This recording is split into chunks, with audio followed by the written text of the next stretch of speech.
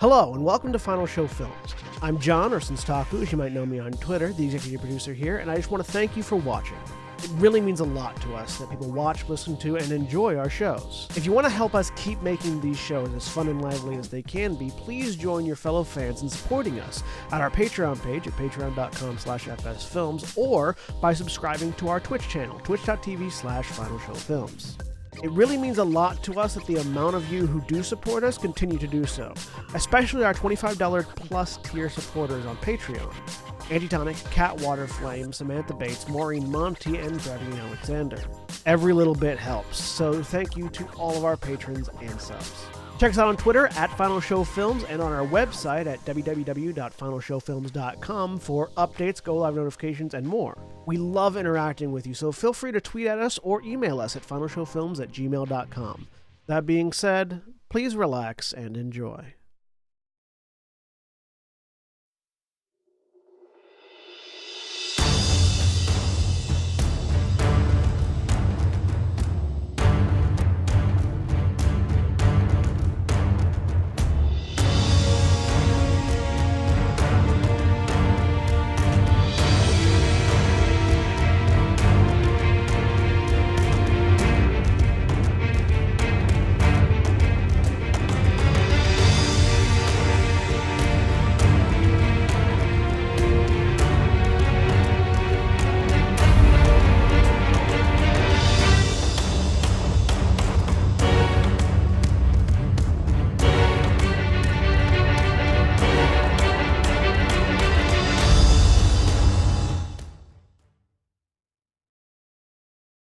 And we're live. Hello, everybody, and welcome once again to Everyone is Warlocks, Conflux, our Dungeons & Dragons 5th edition campaign that we're running here on Final Show Films.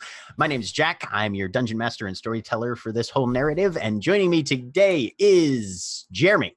Hi, I'm Jeremy. I'm playing Korshana, Kalishtar, spellcasty thing that makes... Back to the Chain Warlock? That would be it! Okay, cool. Glad to know the character is still in place from last week.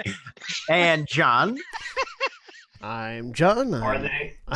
I'm John. I'm playing Elishard Amasi, the undying pact of the host warlock and human And warlock. Cody. Cody, I'm playing Cole, the Pact of the Chain urchin. And William. Hi, I'm playing Walton Saltsbury, the Pact of the Compass pirate. And Aaron. Hi, I'm Aaron, and I am playing... Why does Roll20 keep opening the wrong games? I'm playing Zoe, the Pact of the Blade Warlock. And Nikki. Hi, everybody. I'm Nikki. I'm playing Diamond Guitar, the Earth Genasi, Archfey, Pact of the Blade Warlock. And Mara. Hi, I'm Mara, and I'm playing Aurelia Clementine Everns, the Pact of the Blade Archaeologist. And our last moments in Conflux were spent in a flurry of activity as the Hawkshead Compact struggled to catch up with what had transpired in the city while they were away in the Undergrass. What had once been a shadowy game of chess played behind the scenes by their eldritch masters has now burst into the daylight, with one of the great game's compacts having taken over the ward of Murkdreamer Lanes in what seems to be an early bid for dominance. Almost everyone now seems to be in the know that the Warlocks of this cycle are tasked with overthrowing the status quo of this little dimension, although the exact winning conditions still seem vaguely open to interpretation. And now, on the eve of a magnificent party open to all warlocks across Conflux, where the rich and influential are certain to be in attendance, and where our compact has a chance of, at least for the first time, meeting many of their competitors, our eyes are drawn to an uncharacteristically dingy alley in Dancer's Court, where Wotan Saltspray is about to reconnect with one Thalia Forgefire after a significant time apart. So Wotan, even in what might be one of the most dilapidated lanes of Dancer's Court, music still wafts past your ears as the faint strains of distant revels take to the evening air. You had initially sent a message earlier in the week, but it was several days before Thalia responded to it, and the closest time and place she could manage to actually meet with you was scarcely an hour before the doors at Hyacinth Quarter open for the evening engagement. Now, I'm going to assume that you've prepared yourself for the party and are sort of meeting her on the way. Yeah. Okay. Are you wearing your formal gear that was given to you in the Probably the only formal gear that he's got, so. Okay. But you're suitably dressed, and you only have to wait for a few minutes at the intersection that was indicated before a familiar figure sort of appears out of a shadow, as she is wont to do. Well, how are you then, love? Still quieter than I could ever be. I'm still alive, which has been in question for a while, but... You have some danger down there. Your face is looking a bit worse for wear. well... I mean... When you get punched repeatedly... And she's actively pointing to the side of your face that is not missing the eyeball. When you get punched in the face repeatedly by earth elementals, you know. Sounds exciting. But I was hoping to catch up if we could, because it's been a while that we've been down in the undergrass. Things have happened, and well, there's work to be done, but... What do you think I've been busy doing? Shall we catch each other up then? Actually, if you've got time, there's a bit of a party going on for the Warlocks of Conflux. If you'd like to tag along, see what the competition looks like. She kind of eyes you up and down a bit. Well, I'm not exactly formally attired, but if you've got room on your dance card, there might be something interesting in it. You're the only one whose hand I would take for a dance. She gives you a smile and then takes your arm and starts nudging you down the alley. Yeah. You figure she's probably going out of a rough guess of the local area, but she actually is pointed you in the right direction, at least initially. Yeah. So, where are they holding the soiree? What's the name of the building? The Hyacinth Quarter. It'll be in the Hyacinth Quarter. Fancy digs. Well, it's apparently the grand ball for the great game. I think they did one of these last game as well. If my records are still accurate, they usually do a couple. Although, with what's been happening up north, I'll be surprised at... Well, it'll be interesting to see the mood of the room.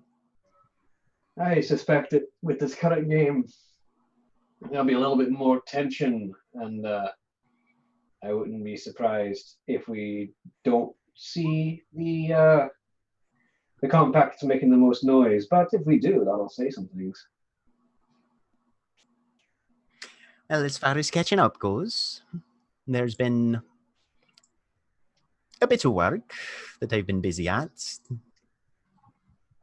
Twilight's Web has got some interesting opportunities to it, and I've been able to snag a shipment or two of weapons out from under me sister's employer's nose. So, fairly profitable. We're doing all right there. Any solid armor, perchance? Dunspike Foundries mostly goes on the pointy things, not the options against. You're going to want to talk to some of the other craftsmen, maybe get in with the deep guilds. You never know. My time underground has sort of taught me that now that I can breathe water, I don't need to worry about sinking, and I do need to worry about my chest being caved in. So taking to some heavier armor might be useful. Something that'll keep the soft bits away from the other parts that shouldn't be touching them. All right, well, I can check and see if I've got any knowledge with the Duergar. Well, I don't know much about the surface Duergar, but one of my companions has managed to acquire a bodyguard. From one of the deep guilds. Well, from the Dow. Somebody needs to make a history check. What? From a what now? Excuse me? She's a mastermind. She might make it. Those one of those elementals you told me about. That would be them. Apparently, they've relatively deep down, so not a lot of people have heard of them up here, but there's apparently an empire of rockmen down below, and well, one of my compact mates has something of a royal connection. I'm just going to take that as face value, and we'll talk about other things that I have a bit more comprehension on.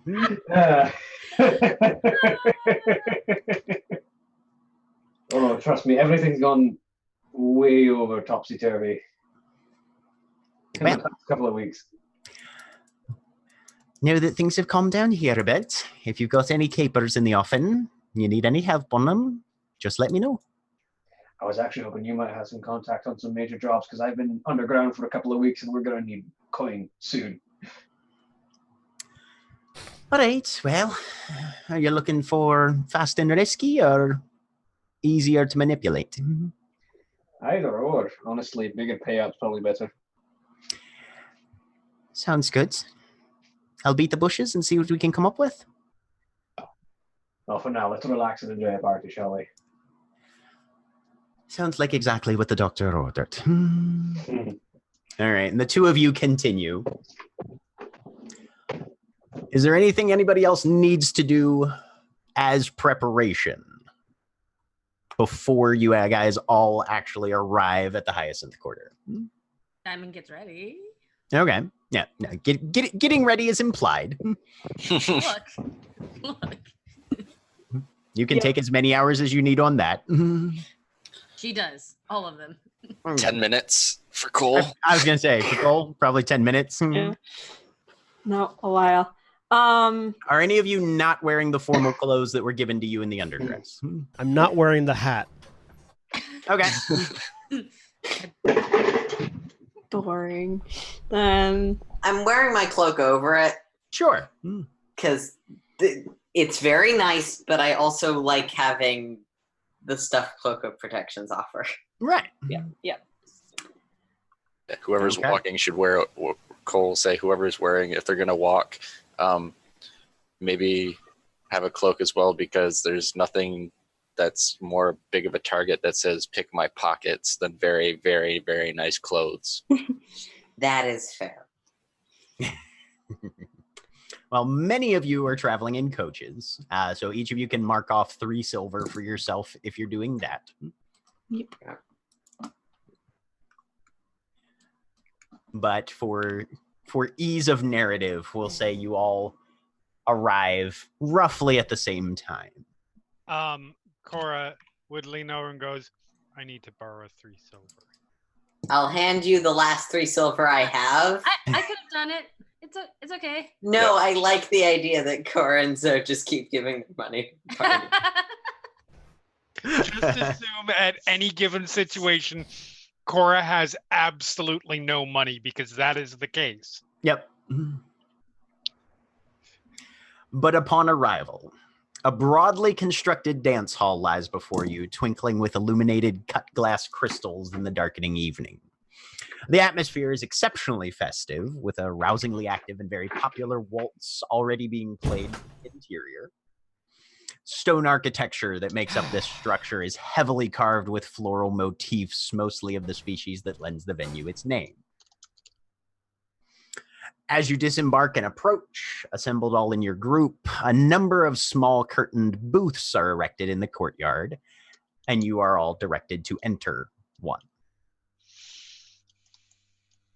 A formally dressed employee greets you with a welcoming smile, ignoring the other 2 attendants standing silently in the back of the little tent on either side of a rough wooden post that seems to have seen better days and is just driven into the ground. Does anybody have any objection to the entire compact entering as a group? I thought we agreed we weren't doing that. Yeah, I really probably Okay. wouldn't want to.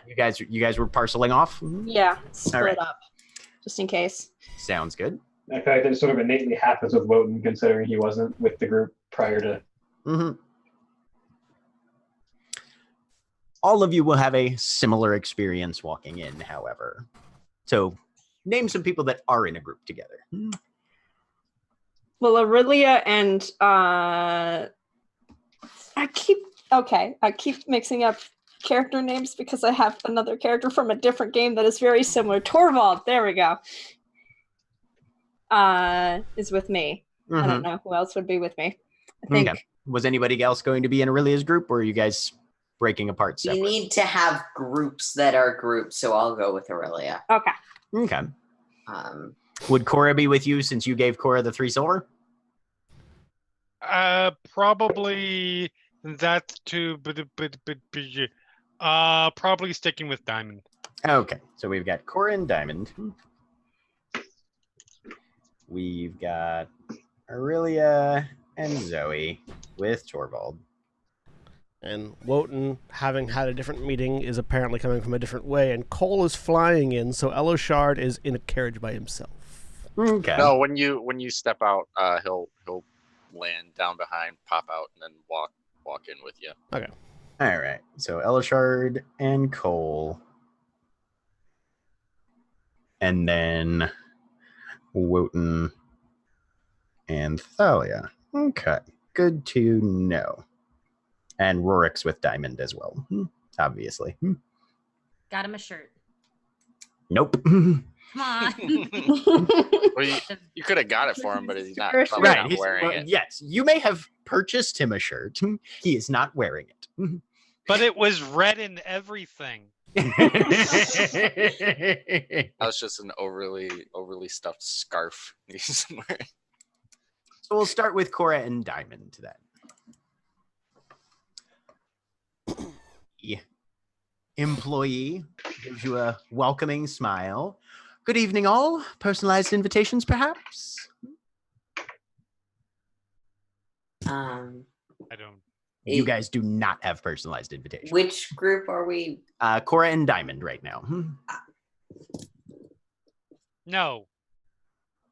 Well then, I will assume you are contestants, if you would be so kind. A brief demonstration to validate your claims, if you'd all form an orderly queue. And the usher gestures toward the post as the other two sort of step away from it to give you enough space. I'm looking to see if I have anything that will demonstrate in that way. Make an insight check.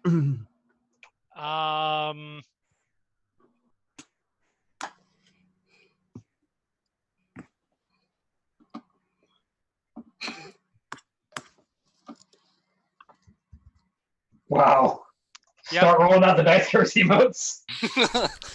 Honestly, this was a DC 5. They're saying basically, are you warlocks? Cast a fucking spell.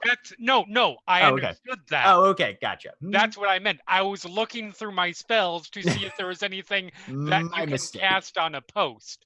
Because I'm sorry, you can't hold person or mind spike a post. No. Do you have any targets, or do you have any cantrips that have just a target? Yes, yeah. I think so. You could summon a Quasit onto the post. I mean, you could definitely do that.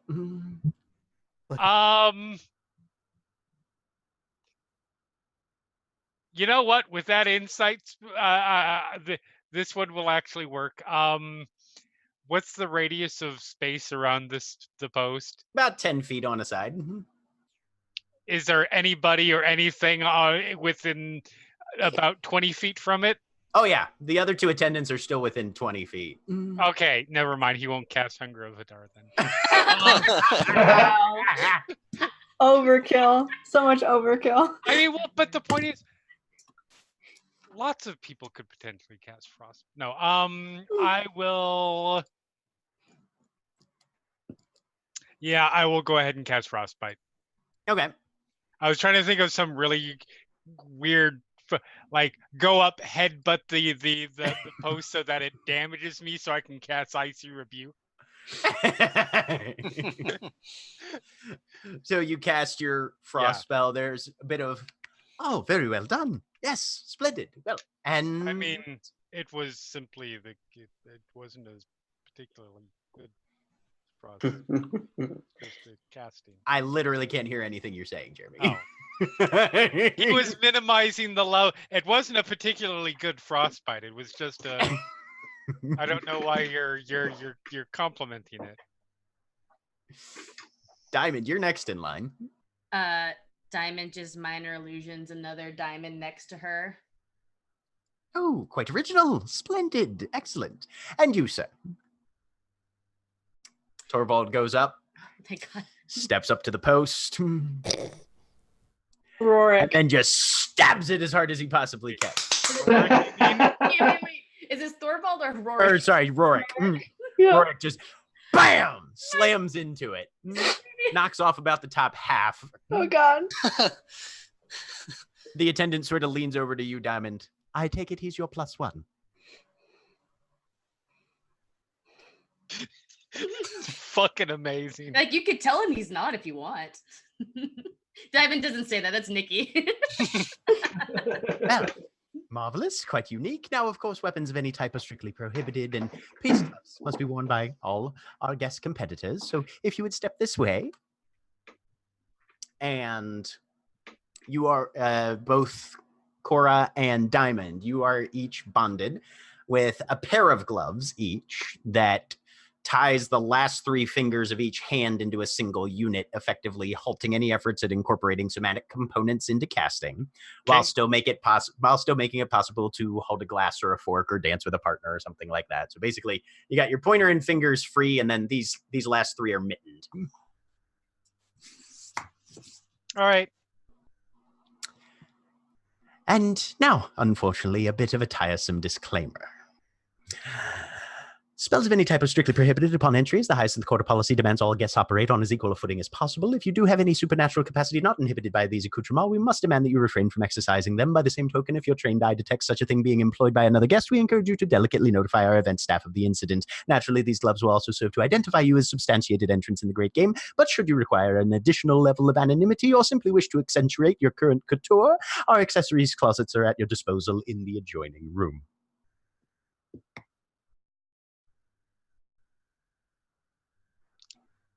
Can't hear you, Nikki.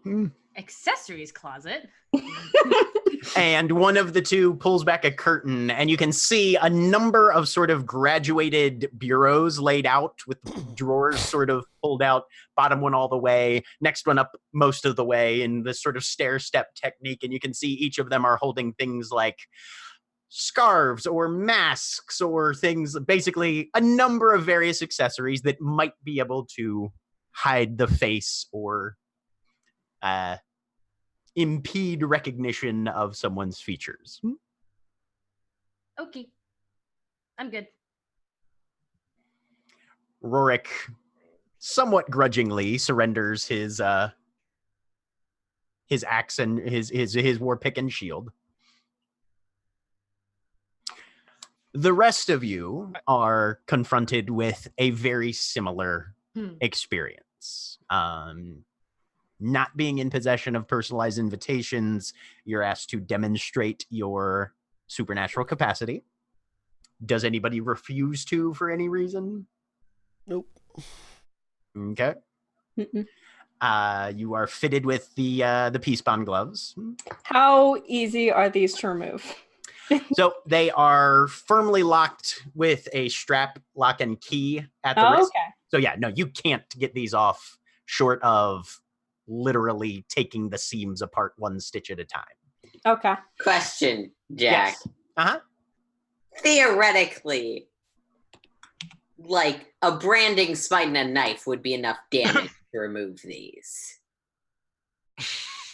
Potentially, however, these... Okay, if you wanted to safely remove these off yourself, it's not so much the amount of damage you could inflict as the care with which you would need to do so in order to not also damage the hand that's inside it. Yeah.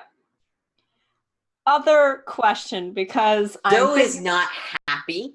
Okay. And he's gonna murder the first person in that tries any bullshit. Party member or otherwise.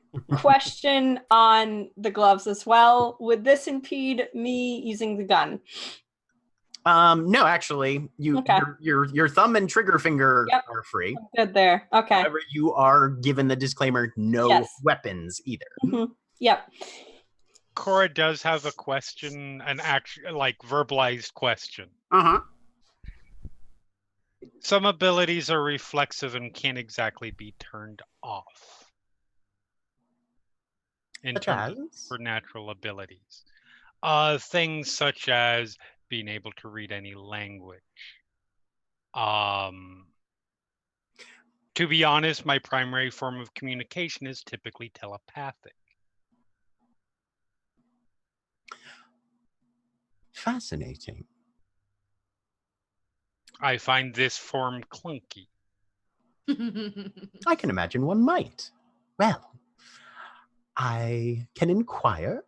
I would simply, in the meantime, recommend conducting yourself in as unobtrusive a manner as possible. Of course. But there are various capacities portrayed by various individuals who are regulars, so I don't see that sort of thing probably being too problematic, as long as one does not make a nuisance of oneself. Of course. Thank you.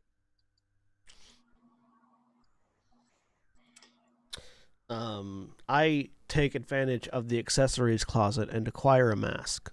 Okay, so Elishard is masked. Is anybody else? Yeah. I mean, if they're offering, yeah, I'll grab a scarf or something. All right, Zoe is. Aurelia, you said you were too? Yes. Yep. Okay. Torvald is not. Okay.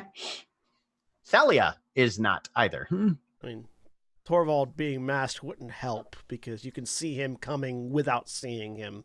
Hear him You can coming. hear him coming. That's what I mean. Yes, that is the correct interpretation of the phrase. If he was masked, he would probably still loudly announce his name and title.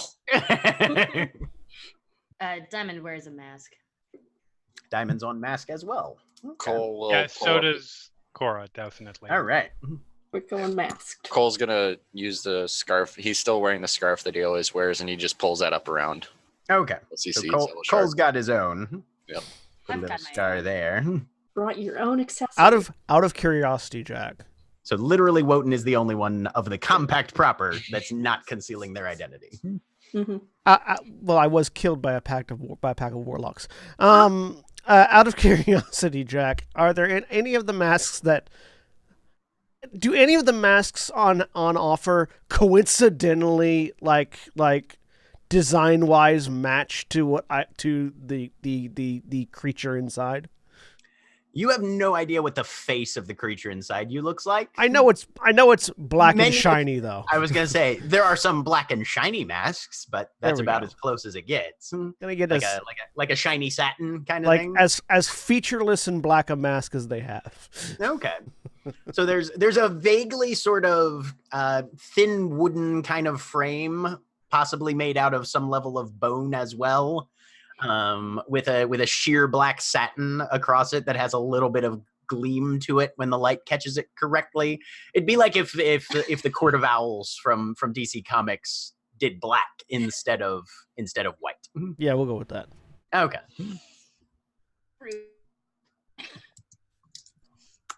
Okay. You guys are all permitted entry to the Hyacinth Quarter. The orchestra, because it's a full-blown orchestra, is playing popular dance music of the quarter.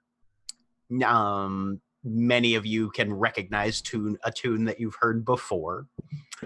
And there are probably upwards of 200 to 300 people in here. Surprisingly, only about 20 to 30% of them are wearing the gloves, similar gloves to what you are. The rest of them seem Yeah, to because simply most of the sensible warlocks planned in advance a way around this bullshit. I mean, the gloves don't hinder me, so. Well, they don't really hinder me either. The point is they're annoying and obnoxious. It's almost like if you're an active human weapon, they want to make sure that you're just not wandering around in public with a whole bunch of active human weapons. Introduction joke. Yep. Yep. So, there's food. There are places to relax, places to converse, places to smoke out of doors, a dance, the whole shebang. What's everybody want to start doing? Find the shadowiest corner possible and just disappear. Give me a stealth check at disadvantage. I legitimately thought you were going to say give me a sulk check. Salty lady.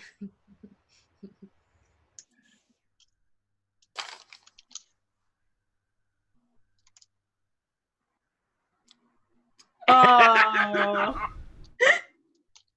And the dice curse lives.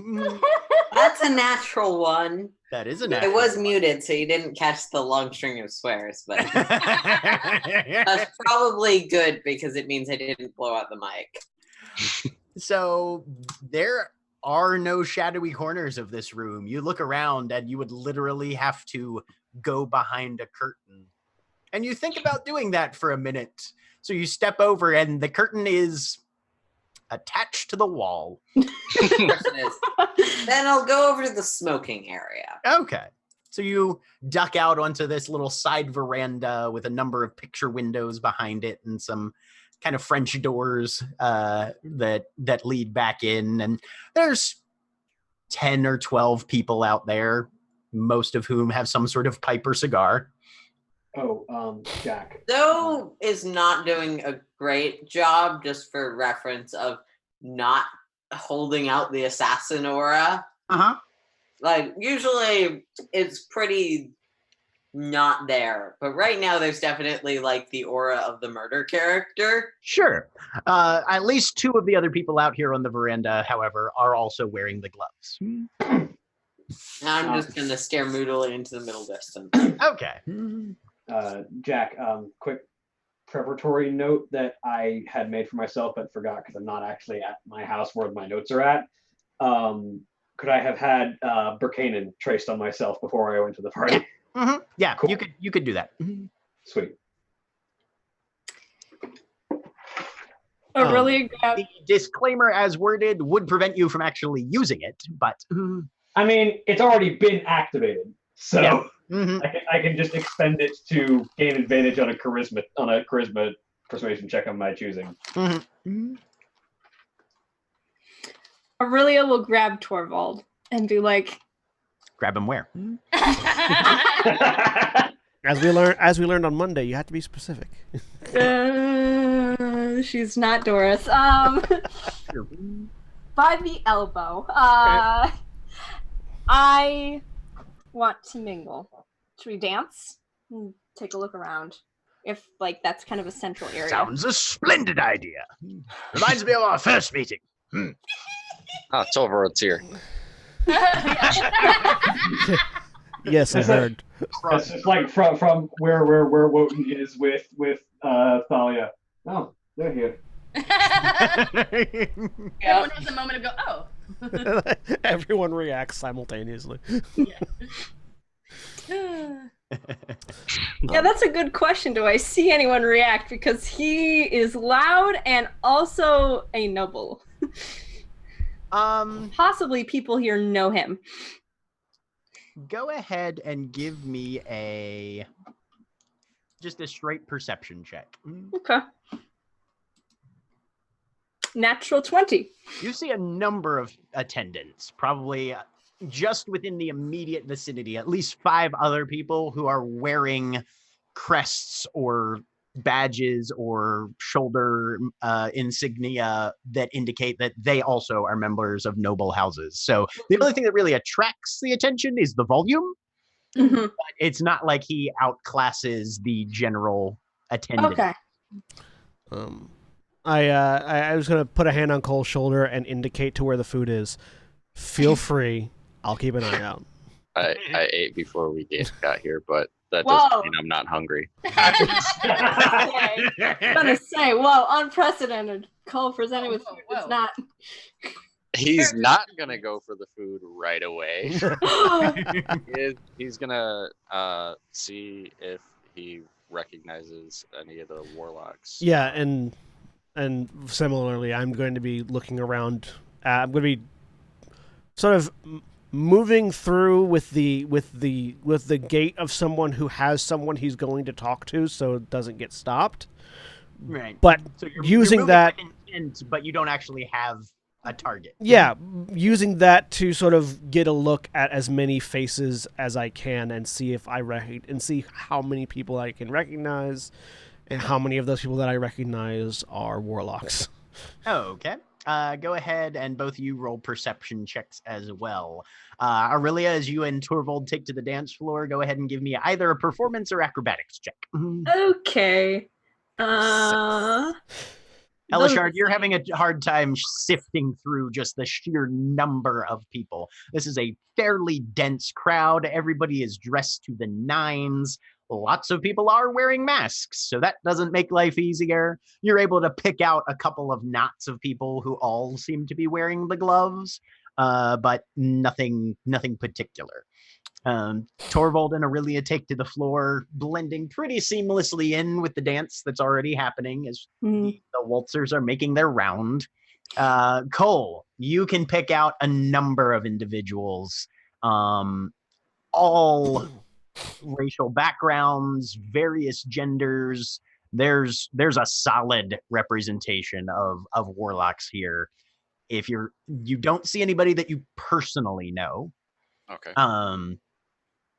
But everything from half-orcs here, hobgoblins there, a lot of dwarves, half-elves, humans make up a pretty significant majority, but they're by no means the only race in attendance.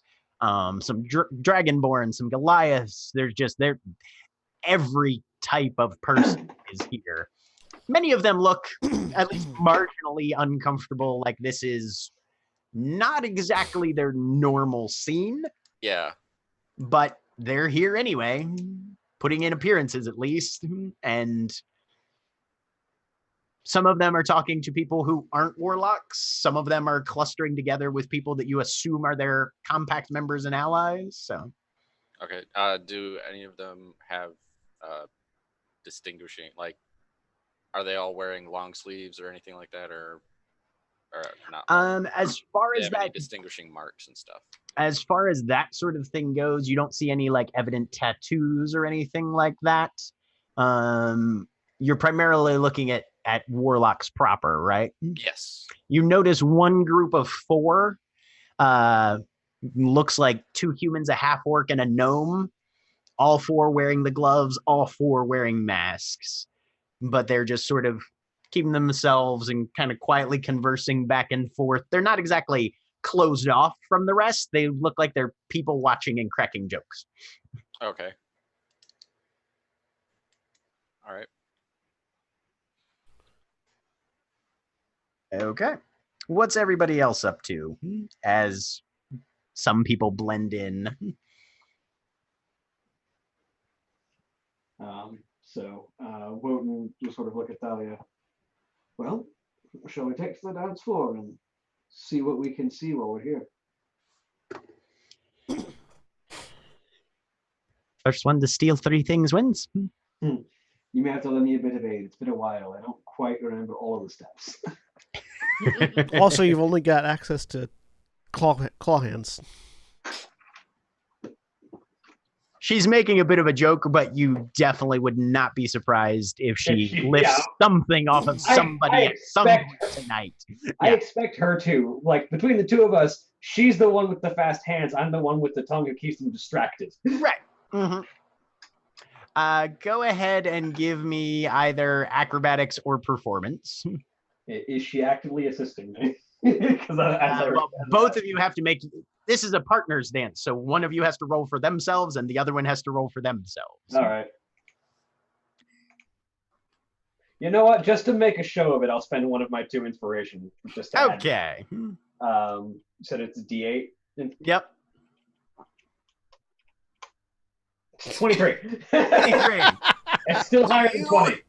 You guide her in, and at of the very moment when they change over to a new waltz that you actually are very familiar with, you find your rhythm right away and just start to swirl through the crowd. She stumbles at one point and sort of accidentally half knocks into another dancer. She does a very polite apology that the other dancer seems to accept immediately, and there's not like any bad blood. You also notice that Thalia is wearing a new bracelet. Yes.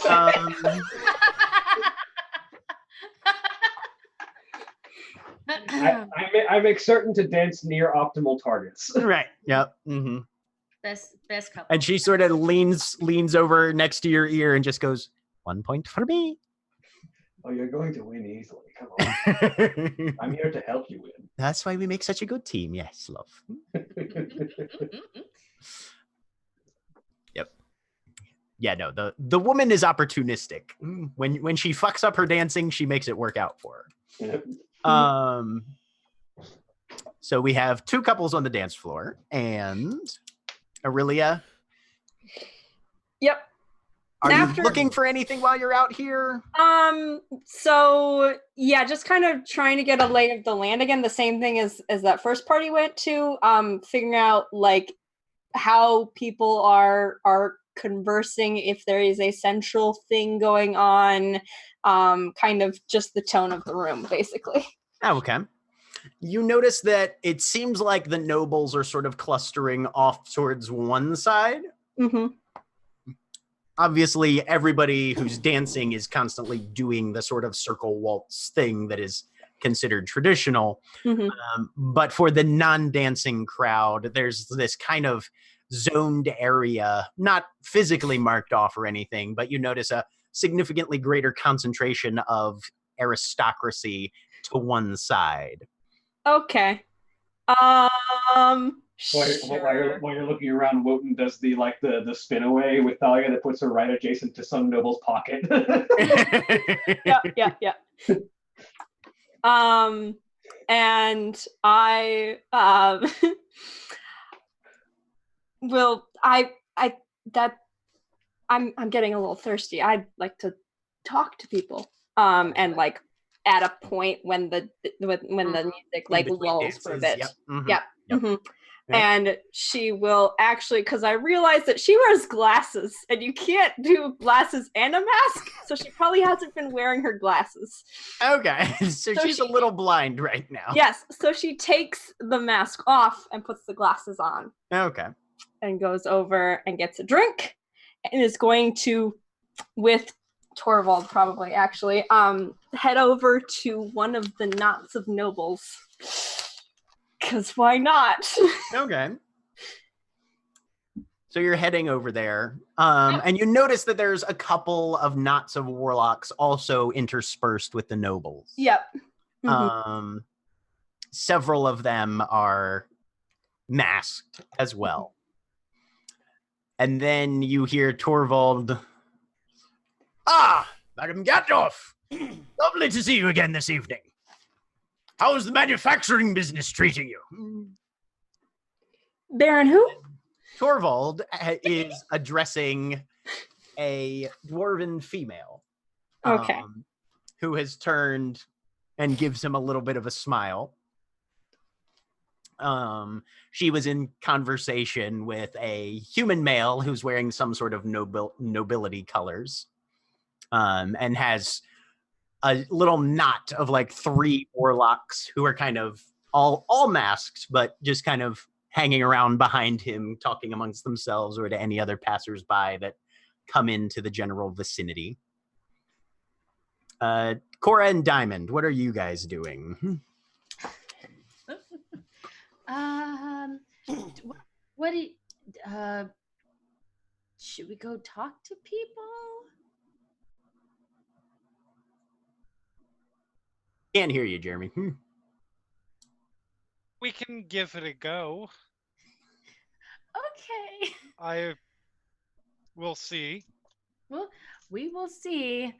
Diamond's gonna look for a group of warlocks that are kind of, I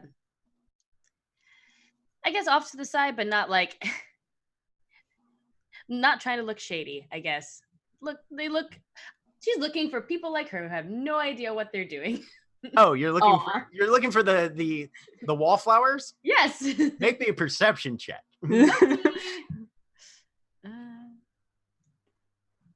6. You're looking around, you're like, there's got to be somebody around here who isn't as comfortable just like me. Everybody seems to be enjoying themselves, getting into the rhythm of it, just having a fantastic time, which is why you don't see somebody coming and you take a step back and just smash into somebody who hits you right about the hips. And there's a little tray of pastries that just kind of goes. Oh. I immediately reach over to prevent our good bodyguard friend from killing someone. Rorik sort of takes a step forward, and then that's like hand is like right there on the chest. He kind of looks at you like, "Wait, is this not? We're not just gonna go." Not an assault. Yeah, no, Diamond immediately turned around and was like, "Oh my god, I'm so sorry." And you see this little goblin man kind of scrambling to get. And he's having trouble getting the pastries back because those gloves. He doesn't have all of his fingers. Oh, Diamond totally helps him. Oh, hey. Hi. Wait. Nikki has a very important question. Did Diamond buy a pastry from this goblin? No. Damn. You've never met this goblin before. I remember there's a goblin pastry thing that episode 1. Yeah, the pastry boys. Yeah. Mm-hmm. Yeah. No, this is the Yeasty Boys. This is not one of the Yeasty Boys. No. Hey, yeah, miss. I'm fine. Are you okay? You lost a few pastries there. Yeah, they brush off okay. Goblin after my own heart. Nikki really. I gotta get back to my boys. Nice meeting you. Diamond still has 4 pastries in her Yeah. hand. Mm-hmm. And she's like, mind if we join you? I have no idea what I'm doing. Yeah, we're having a party in the corner. Come on. And he just kind of paps off. You follow him. I assume Cora and Rorik are trailing. Oh, absolutely. Okay.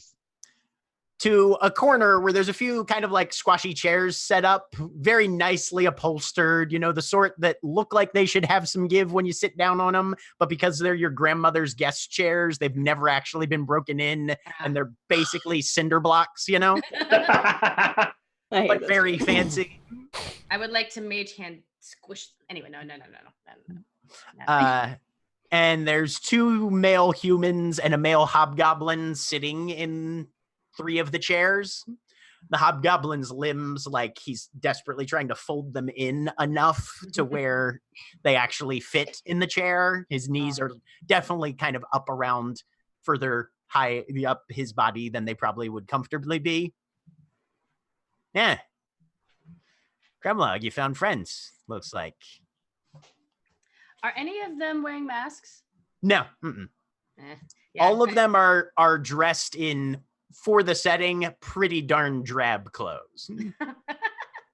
Yeah, no, Diamond totally sits down, puts the pastries in her lap on her fancy gown and takes her mask off. She's like, hi, I'm Diamond. This is Cora. This is Rorik. You guys seem nice. Oh, hey. So, you're the competition, eh? That would seem to be the case. You dress like you're from Fell Heights. They got their own compact up there? We're not from Fell Heights.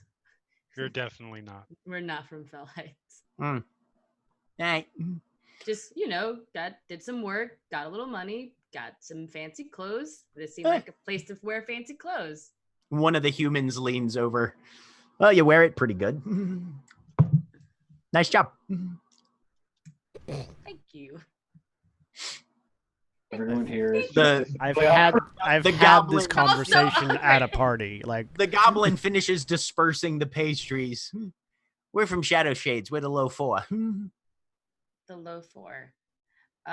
We're from Knives Font. We're the Hawkshead Compact. Oh shit! You're from Throat Cut Town, huh? Yeah. Must be dicey as fuck over there. Pardon my language. It's been very rough. We actually had to first day on the job. We get to the house that like you've been dumped into the place by your patron or whoever, I guess, and they're just like, go to this place. You don't know where this place is. You've never left your house in your entire life, and now you have to go to this other place. This is exactly verbatim how Diamond sounds, by the way.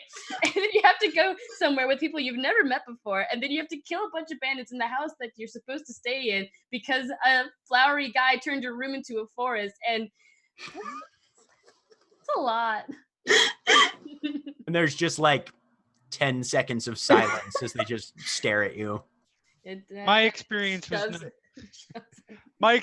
not quite the same, to be fair. I voluntarily bound myself to to an evil creature in order to destroy it through the game. Just spill it all out right now. Let's do this.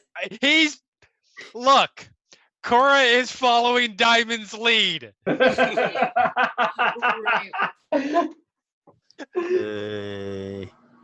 Huh. What about you guys? That's a nice story. I'm a hobgoblin. Name's Eckwald. I'm sort of in charge. Nice to meet you, Eckward. You mentioned the long lanky arms. Is he a hobgoblin or a bard? It's a hobgoblin, yeah. Hobgoblin, yeah. Yep. But yeah, and that's Grumlog, points at the goblin, and that's Corbinian, one of the humans, and that's Dermot, the human that complimented you on how you wear your dress. I know you said his name was Dermot, but I heard damn it. All right, that's damn it. But yeah, we've been busy keeping Shadowshade safe. So, Well, that's nice. Safe from what?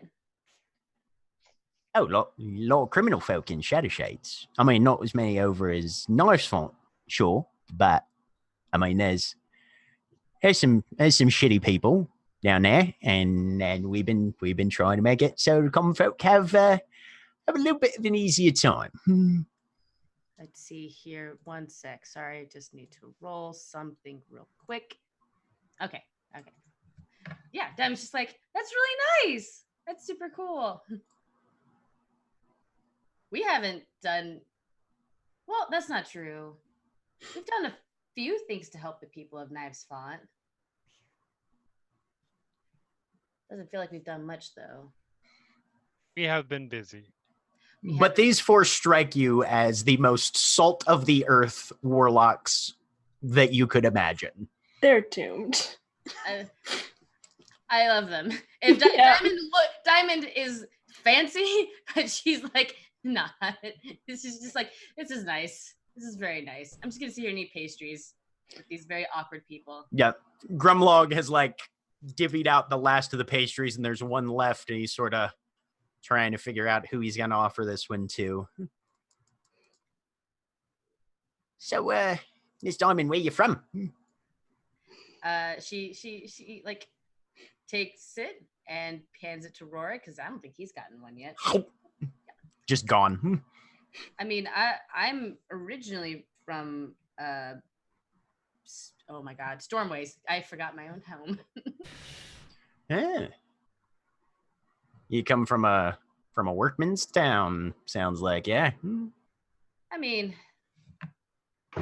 yeah. I'm used to lifting heavy things. Got a shop up there? Yeah. A family shop. What about you? Are you from I'm a cooper. This is Corbinian talking. I make barrels. Corbinian is the one of the humans, the one that did not compliment you on your dress. Oh, I know. I've got that one. Okay. He'll be important later. They're all gonna die in 5 minutes. It's okay. Perfect. Except the goblin. I'm saving the goblin. Mm. Diamond dies, and Nikki plays the goblin. Mm-hmm. Nope. This is an NPC. You do not get to play this person. Fight me. Nikki has claim to all goblins. Anyway. No, yeah, Diamond's gonna sit here and talk with them for a little bit. Yep. Unless Cora has something else Yeah. they want to do. Turns out they're all very much working class, with the exception of the goblin, who apparently has a great uncle who was an accountant. And he's a little more of a white collar worker. Mm. He was a clerk. That's some very good business. You also Cora, really nice. Cora is, how to put this? They're gonna try if they start asking too many questions about not necessarily us, Mm-hmm. but people around us. Uh-huh. Steer that conversation away very quickly before too much is Give me an insight check.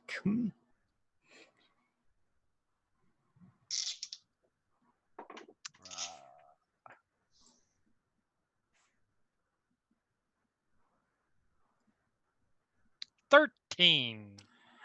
Best you can tell, the main deportment of these guys is mostly along, we're just trying to have a normal fucking conversation with some other people who understand what life is like for us. Which is absolutely Yeah. fair. Mm-hmm. But yeah, they don't ask anything that seems very intrusive. They don't ask anything that looks overly detailed. More just like, so how's it going? Yeah, this is a Right. real shitstorm that we got flung into, innit? I mean, how about this shit? Mm-hmm. That is totally fair, but like, Mm-hmm.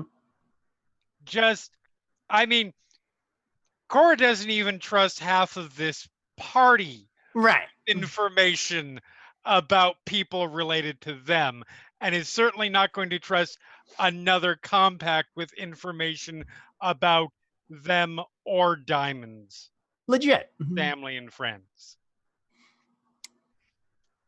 Meanwhile, So, other side of the room, Elishard, what are you up to right now? So, having failed in my reconnaissance, as seems to be the thing that I do when I make rolls that I am when I'm proficient in, I will always roll low. So I'm just gonna go. Is there a bar? Oh yeah. Are there a bunch of I'm just done looking people at the bar?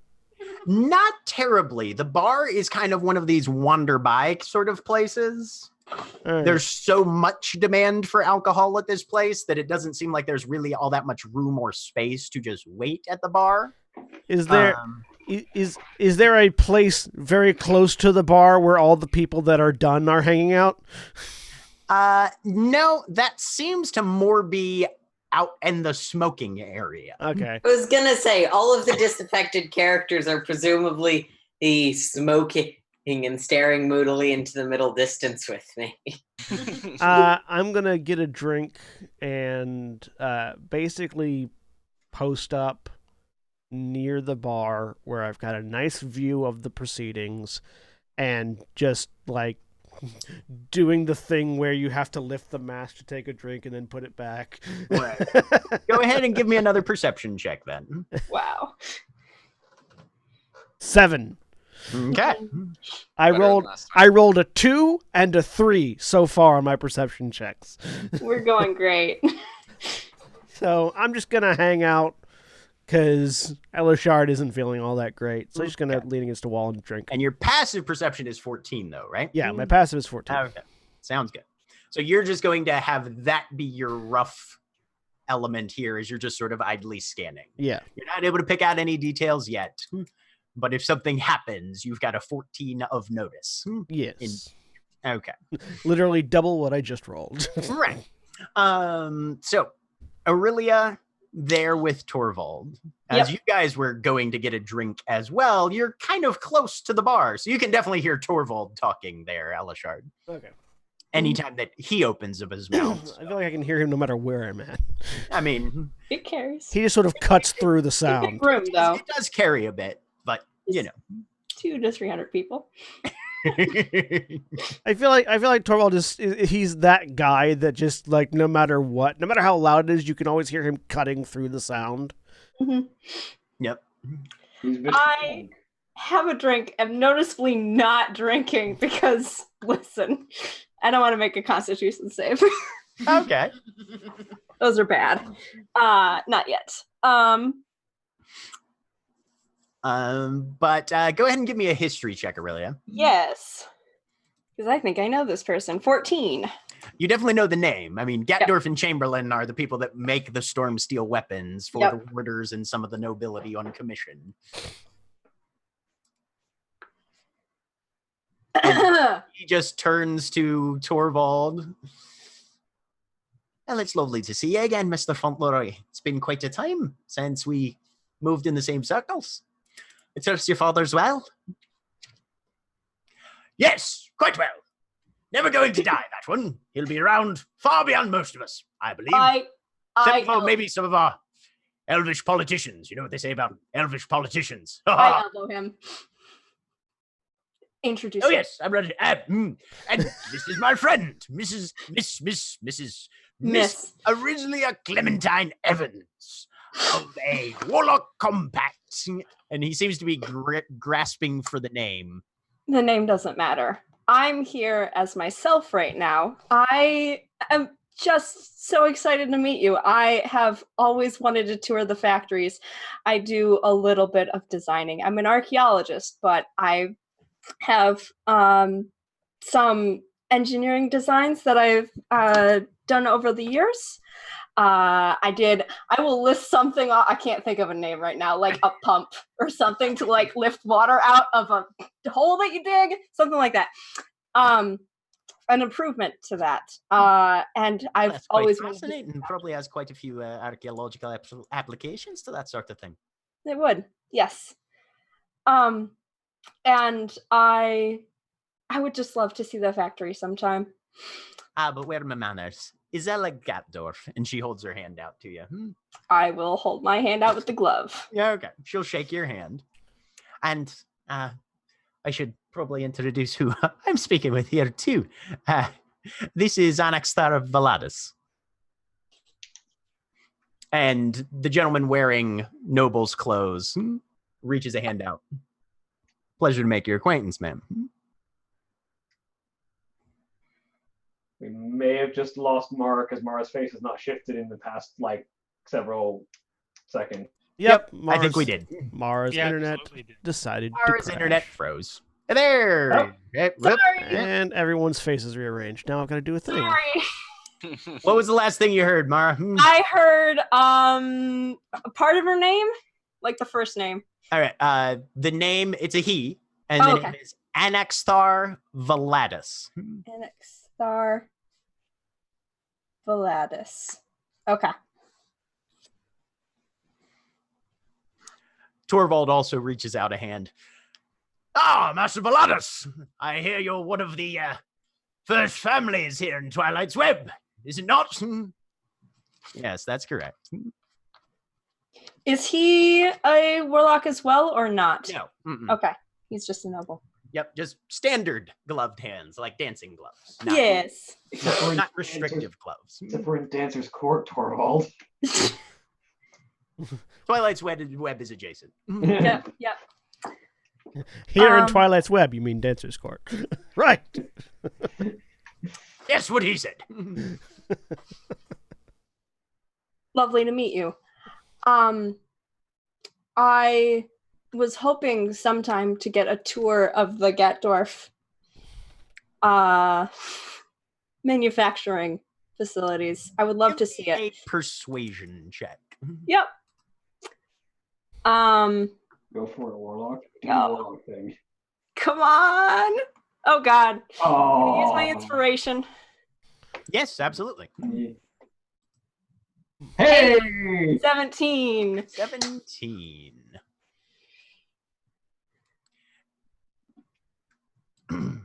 Somebody needs to make an insight roll. Yes.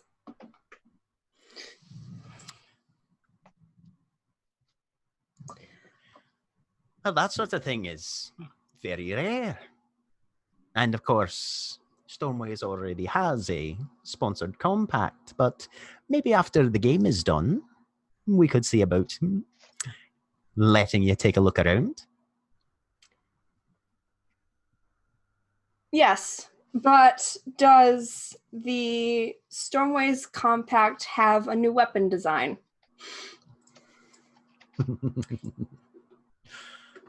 Ah, you're a shrewd lass. And she just sort of lets that hang there. Yes. That's how I got here. So I've been working on writing out the papers. Knowing that weapons would not be allowed, would it make sense for me to have a rough sketch at least on my person? Roll me just a straight intelligence. Okay. Because I know I didn't say it ahead of time. Oh, God. Not 6. prepare for that. You No. could manage a verbal description, probably. Okay. I will. How close are other people standing next to us? Oh, Anaxar is trading as soon as you say new weapon design. Oh, yeah. But like other groups? He's got 3 masked warlocks that are sort of his attaché almost. Oh, like. Okay. Now, Anaxar himself Mhm. has already been identified as a noble from Twilight's Web. So you're pretty sure these warlocks in question are not the Stormways warlocks she's talked about. No, definitely not. Yes, a new weapon design. I don't feel comfortable talking about it here. But if we could go to a more private area or talk another day, set up an appointment. That we could definitely do. How does middle of next week sound? Middle of next week. Where does that line up with the job for a landlord's? That was like... So that is going to be on the 10th. Okay. Which is more than a week away. Okay. That sounds good. Splendid. Shall we say the 4th? Sometime in the afternoon? Where? Oh, you can simply report to the front gates of the Storm Steel Manufactory. I'll make sure my assistants are aware that you're expected. Of course. I would like to insight check her because there has been mention of another compact and she may have already made a deal with them similar to this. Go ahead and roll me that. Okay. Oh God. Okay, I'm gonna use my last. Yeah, absolutely. Last inspiration. Listen, I have 12. Better. 12. Yep. I mean, if you acquire a weapon design, that doesn't mean you're ever barred from acquiring other weapon designs. Yep. So even if she had made a deal for a weapon design from another compact. I was basically trying to assess, because she had mentioned there being another Warlock compact within Stormways, how connected she might be to that. Because I don't know anything about that group. You can't really tell at this point. Yep. Mm-hmm. All right. It could be anything from I am actively their primary sponsor to it doesn't look super profesh or make for very good PR to be dealing with a outside compact when our district, which is not her per se, but her home district is actively supporting, All right. The fourth When it the is. Packers play the Vikings, people from Minnesota aren't supposed to go put money on the Packers. Yeah. Right. Mhm. They do anyway, but you know. Right. Yeah. The fourth it is. And I will turn to Torvald and say, let's do another dance. And I will get away.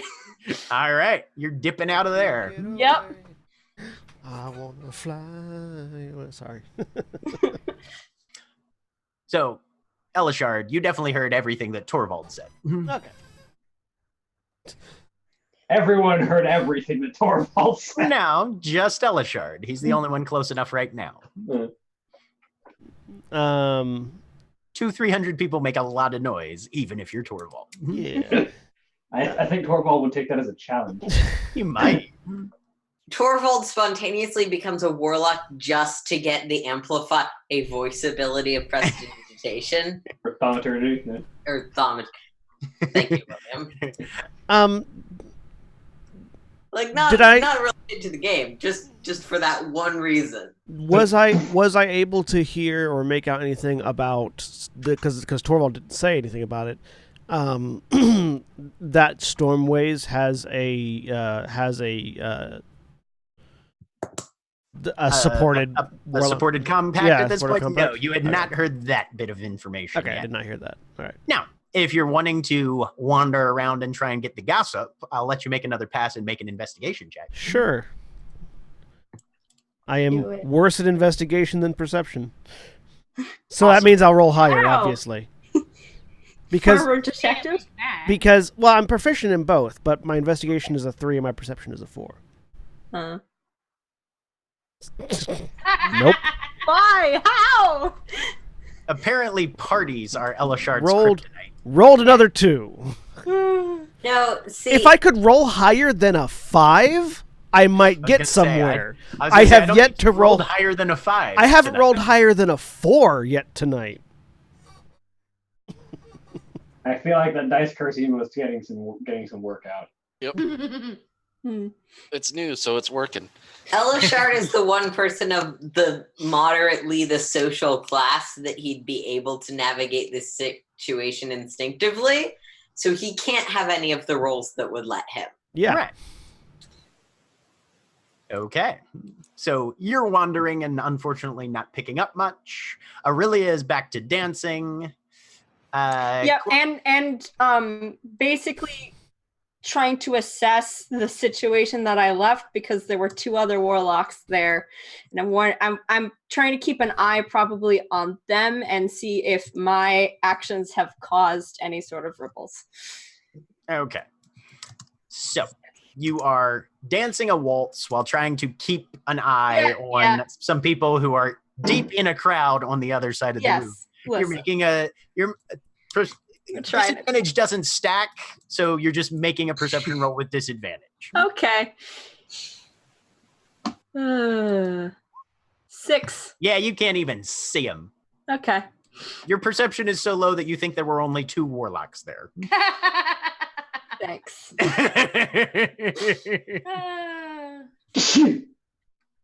Jack, am I overhearing anything in my moody corner?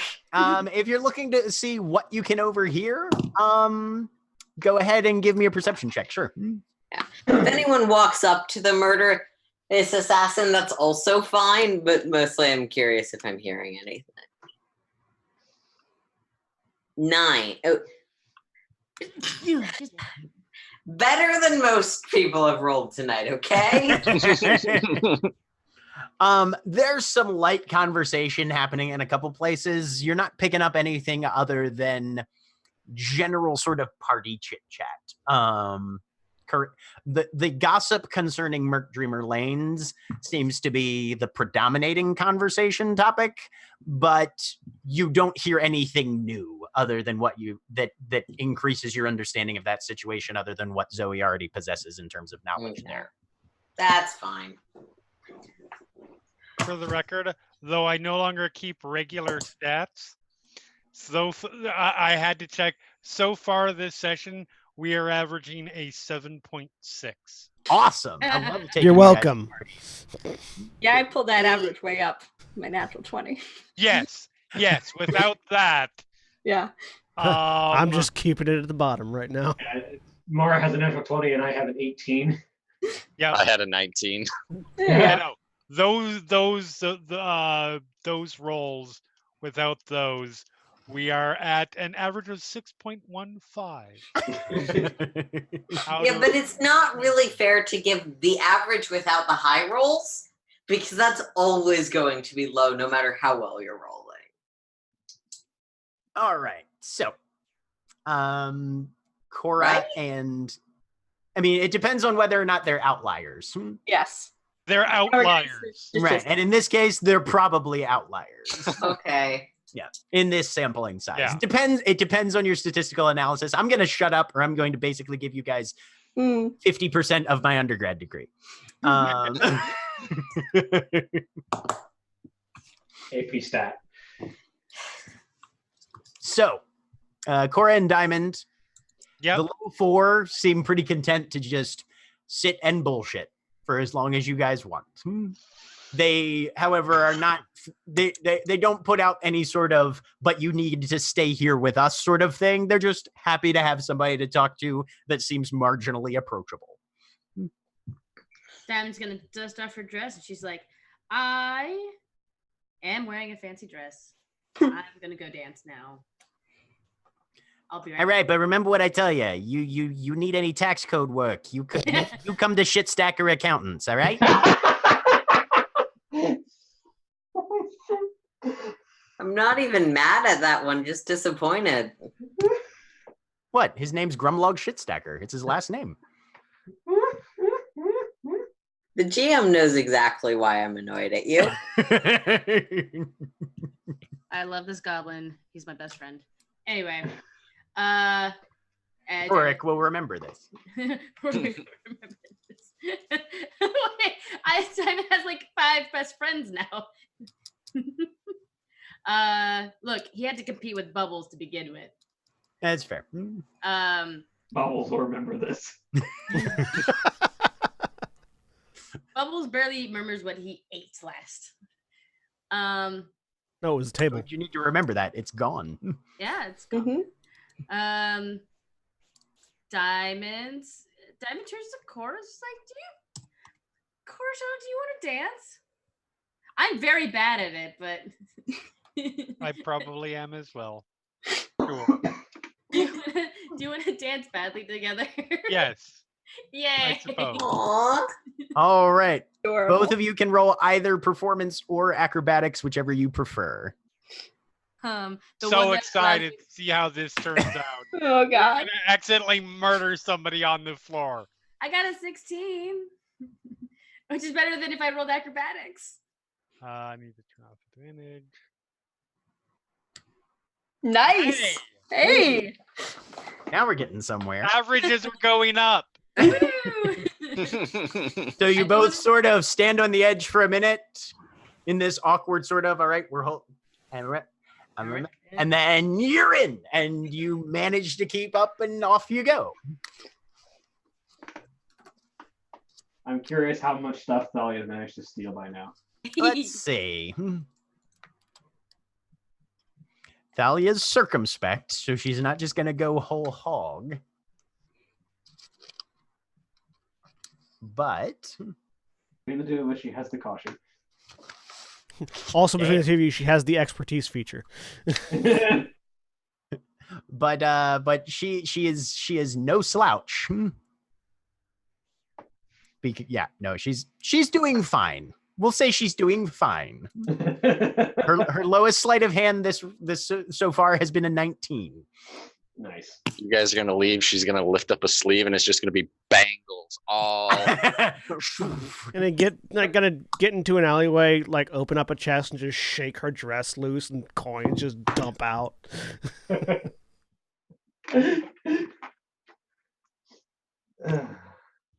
But eventually, she decides she wants a drink. Yeah, as I was saying, let me know when you've had your fill of the dance floor. Yep. Nope. Probably 3 or 4 dances tops, and then you guys, even with your dwarven constitution, you're starting to have a little bit of raised pulse and caught breath. step off to the side, get some drinks. Okay. See who's around the punch bowl. A lot of people. The bar is a popular venue. Are you looking for anything or anybody in particular? I'm looking for people who look out of place, not because they're awkward, but because they come from shady places. I'm looking for criminal elements who are in this bar or in this party. Okay. People like me. See all of us. I was going to say, go ahead and roll me perception then. Elishard's there. A natural one, you just see Cole and Zoe. I mean, You see Elishard. I have to keep up the trend of, perception never goes above a 10. You see Elishard. That's who you see. That's the exact opposite of what I'm looking for. Yep, but his entire deportment right now, I'm wearing a mask, keeping to the end of the bar, and just watching everybody. Yeah, no, he's very much. He's gotten back to his spot. Yeah. Yeah. He honestly looks almost as criminal as you do. Now, he needed to dress in mostly dark clothes and put a mask on his face, but he now looks almost as criminal as you do. Which is absolutely fine for me. Fair, because I currently look like a Bond villain. Because I'm in, like, if I'm not mistaken, I'm in like a fancy red, like a crimson red suit with an eye patch. See, the thing, nobody, I don't think anybody but me reads Dr. Stone. But I'm just there's a character in Dr. Stone that is effectively a dwarf that at one point makes and wears like a Godfather style outfit with like the black tuxedo and rings on every finger, and he's got these like massive braided beard, and that's just what I'm picturing for Wotan. Is just like what is this character's name? I can't think of his name. Hang on. Oh yeah, no, it's not a bright red. It's a deep red. Yeah, it's like crimson, like no, more like it's a slightly redder maroon. But yeah, it's you got like the dark red outfit with the probably like the black accents, and then the eye patch. He's a Bond villain. You look like a formal pirate, honestly, is what you look like primarily. The coat, what might be a garish suit by itself is definitely sold by the coat that comes with it. I'm king of the pirates. Pretty much.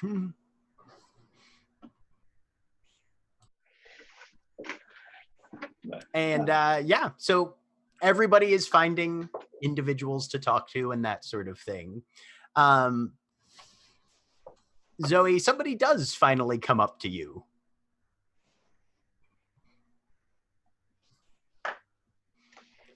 Ella, pleasure to make your acquaintance there, Mouse. My name's Durkin Duffeldorf. I'm representative of the Voice of the Void. Pleased to see another Warlock of the Great Game out here. Representing for my comrades. And you see he's a gnome, a male gnome, wearing fairly formal gear. And there's just a quartet. Looks like two other males and two females. One halfling, one human, and the other two seem to be either elvish or half elvish, something there. All four all wearing masks, and then this one gnome out front who's apparently their front man for the evening. The face. So, pleasure. So, you a lone operative, or you have a compact that you move with? It's a bit complicated. I move with the compact, but obviously my patron's desires are the priority. Well, I think that's probably a fairly common occurrence. How do you find the party so far? It's adequate. I'm surprised so many of us came. Well, never hurts to gain a bit more information, I suppose, on the mood of the city regarding us. I'm surprised there aren't a lot more dirty looks coming around. I suppose, though who's that would come to an event like this are more interested in at least pretending to make nice. But you're not wrong. Well, it was nice for us to get an evening out. We're up in 13 Clouds, and there's mostly a lot of bookwork and investigation in musty old libraries, so it's been at least for myself, I like a little bit of social activity, as it were. He seems trying very hard. I'm letting him try. Keep going, baby. It is a nice change of pace from Knives Font. Oh, can't imagine what sort of things you get up to down there, but don't let me intrude. Surprisingly, mostly books and investigations. Well, suppose there's more that unites us than divides us then, eh? I suppose. Well, I'm leaving out the part where the musty books tried to murder us. But I'm not lying. No, you're absolutely not. There has been quite a bit of that.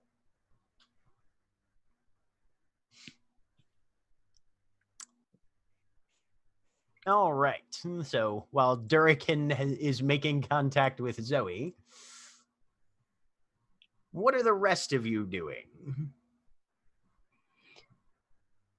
So Aurelia is taking another break and is trying to just commingle with a bunch of people. Possibly ask. You can't ask them subtly. Ask Torvald. God damn it! I keep trying to say the wrong name. These parties happen fairly regularly, right? This isn't just a normally warlock. Well, it depends on the cycle, of course, but I believe that there have been some level of tradition of multiple ones happening once a month or so. Do you ever you used to come to these? Well, I've come to many parties. There's quite a habit of flinging one's younger children out into society amongst the nobility. It's apparently the only way we're ever going to make a good match, as it were. Mm-hmm. Clearly it's working for you. First one with this many warlocks, though. I wasn't old enough. First cycle of the games that I was born for. Do you know anyone who might have been, or and another tack, the best gossip around here that you've seen attendance? I want to ask some questions. Well, that would depend entirely upon the theme of the gossip you're looking for. If you're looking for social gossip, of course, you'll go to other people than if you're looking for criminal gossip or political gossip or economic gossip or strange graphic gossip or philosophic gossip or strange gossip. Oh, someone behaving strangely. Gossip. I see. That's a bit on the social side of things, I suppose. So one might perchance let me see what I can find for you. I shall meet you back here momentarily. Perfect. I will sit here and sip my drink. Okay. Torvald's going to wander off looking for somebody who gossips.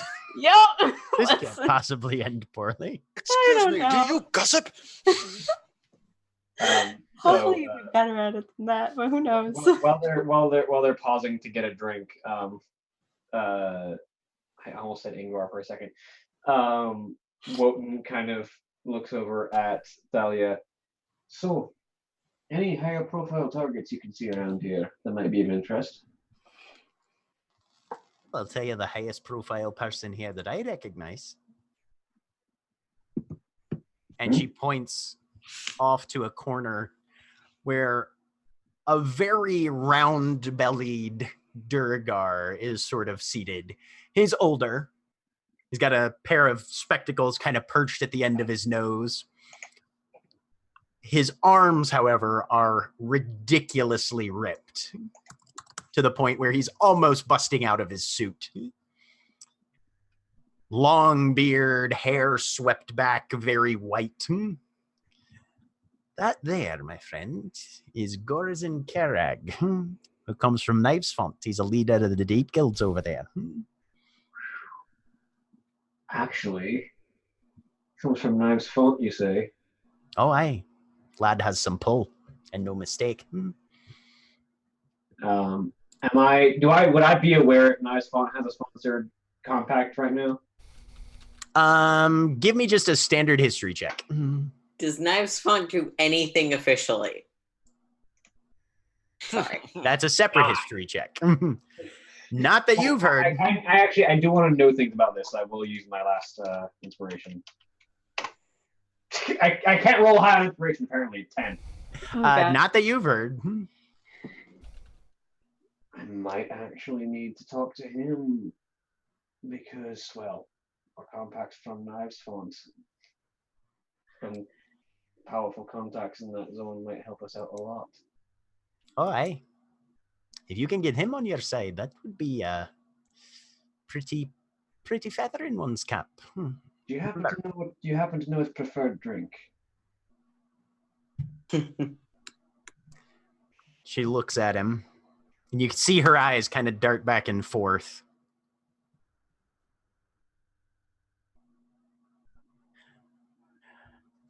Unless I miss my guess, he's been dipping into tough shelf brandy this evening. It is. Remember, you're not a product. Let him make the offer. Don't make it yourself. Mm-hmm. I'm the face of the two of us. Come on. I will grab a brandy and make my way over. All right. So, as you approach, you can see a number of other Duragar, besides Rorik, that are in the crowd. They're not really, they're trying to not be obtrusive, but they're not trying to be subtle. They're out of the way, but they're very, very much anybody who's paying the least bit of attention knows that they're there. And honestly, given the option, you would say probably being in the middle of them, if things turned ugly, as long as they were on your side, is probably going to be the safest place in this room. Yeah. But they're still giving their boss plenty of space to not exactly hold court. He's definitely outside his normal spheres, but enjoy his evening. So Wotan will sort of step up to the table and set the bottle of brandy down, definitely exposing his glove on the hand, making sure that the glove is facing him as he sets the brandy down. Just give me a straight charisma check for first impressions. Come on. Why am I getting 9s? Nothing but 9. Can I offer you a drink, my friend?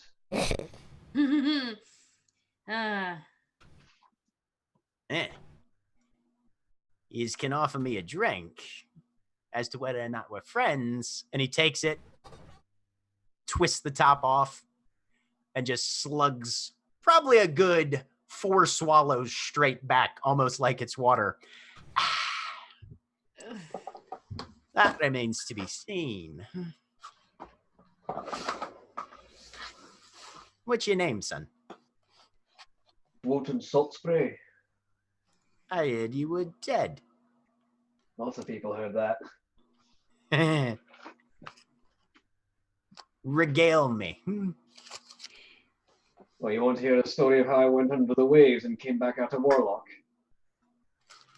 You see anybody else telling good tales tonight? Well, I've got a few stories to spare. What pricks your fancy? How long does it take somebody to go from dead to warlock in your case?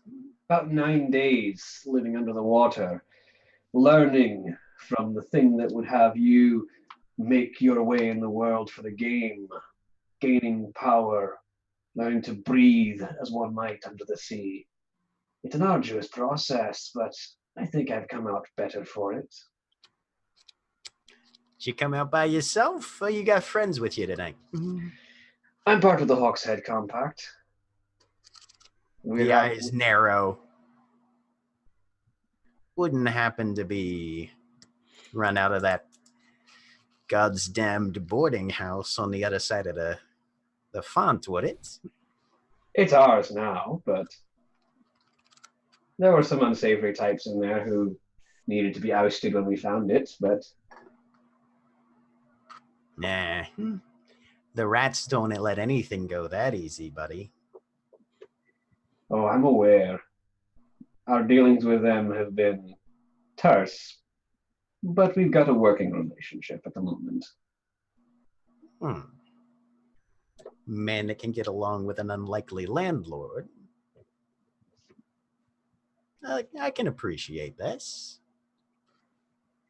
When you're starting from the bottom in the great game, having just crawled out of the river, you have to be able to work the crowd.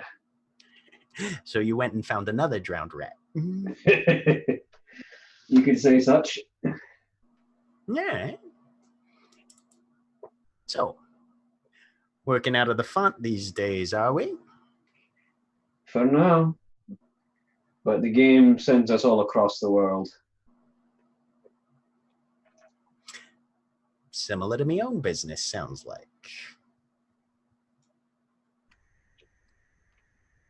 That might be the case. And, well, you know my reputation. I get around. Aye. Scourge of the riverways, from what I've heard. Well, after the last job, I traded a boat for the river itself, but I'm still the fastest thing on the water. And what about your girlfriend? It's been a rough patch, but we work better together than apart. So, since you started this whole magic thing, what's the most daring job you've pulled? You seem like a man who can keep a secret. Well, having my neck in one piece kind of depends on it. Have you heard what the point of this game is? Nobody's been willing to come out and tell me direct, but putting two and two together, especially with your brethren up north, seems like destabilization is at least step number one. Oh, aye. And, what was the name of the water captain of Fell Heights? Cledwin? Cledwin? Reinald Cledwin? Have you heard the tale of poor Reinald Cledwin, killed in his own home? Nah. Rumors abound that Reinald Cledwin had the intent on the eve of the Grand Warder's Gala to flood Knives Font by destroying one of the locks of the river gates. Unfortunately, a daring group of adventurers seemed to have discovered this plan and put a knife to him while he rested in his home.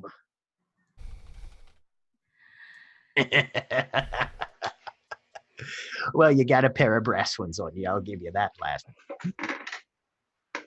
All right. Who's your weak link in the group then? We all have different strengths. I wouldn't say there's a weak link so much as a link designed for each task. Strengths and weaknesses coincide. We cover each other. Is a reasonable answer, I suppose. A little idealistic for my tastes, but all right, all right. I wouldn't exactly tell my weakness to someone who I haven't made a strong alliance with yet, now would I? And I wouldn't exactly make an alliance with somebody if I was worried they were hiding a weakness, now would I? Let's just say it's nothing I can't handle. Give me another persuasion. Give me a persuasion check with advantage. All right. 22. 22.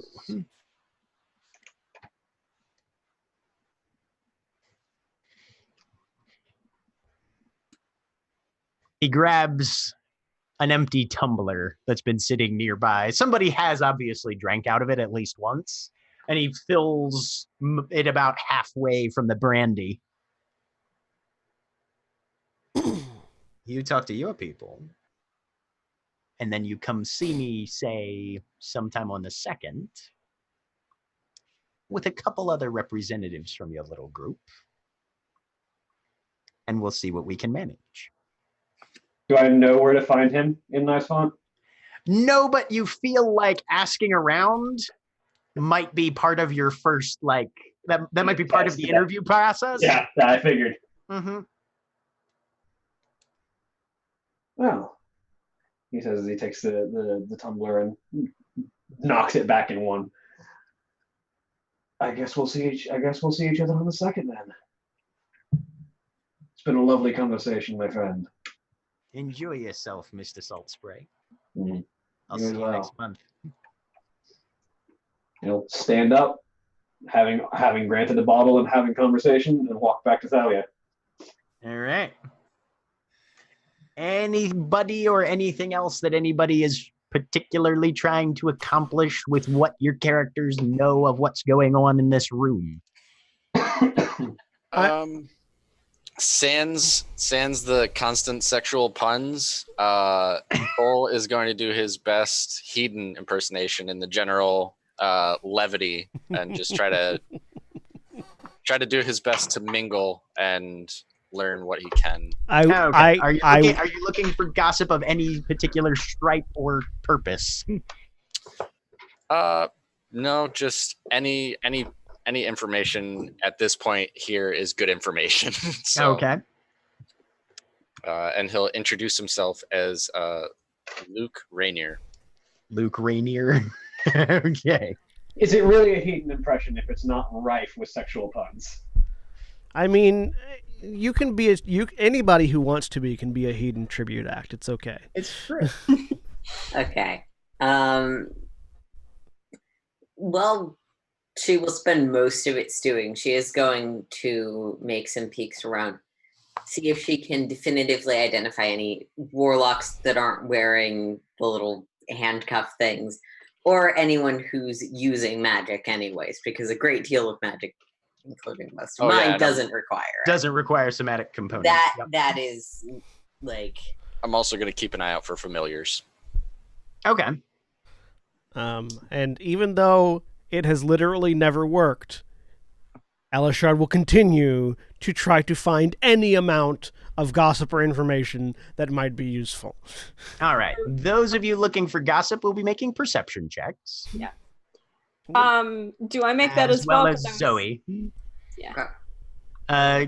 Torvald has not yet returned. Fuck all of you. That was a 17, which is apparently an outlier. I'm gonna let Cody roll first, and that way we can see if it's just when I roll. To be clear, that's a 13 is what you roll. That is correct. Okay. Thank you. Still a good roll. Still a very decent roll. Hey! I rolled a 5 and got a 14. Broken the... Hold on. I'm also... There we go. I guess I'll join it. Okay. Let's do I it. rolled a 14, which got me an 18. Yay! I brought it back down. I'm dizzy. Yeah. Team Diamond and Cora are just sort of meandering. Yeah. There had to be a natural one in there. Yeah, Aurelia's gonna look around too while waiting for Torvald. Starting at the bottom then, because sometimes bad rolls mean bad things actively happen. Yeah. Mhm. Yeah. Diamond. Because Wotan, you just go find Thalia and you don't really notice anything. Yeah. Diamond, your dance ends. Yeah. Cora seems to be just kind of glancing around to see what's happening. Yeah. and you sort of look, just kind of idly glance over your shoulder at the next pair of dancers, Mm-hmm. dead into the eyes of Annexthar Valatus. Uh-oh. You're not wearing your mask right now, are you? No. Okay. Cora, there's dancy people around, and now they've stopped. Okay.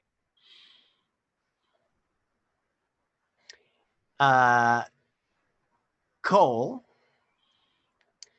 you're glancing around, listening in, trying to see what's happening.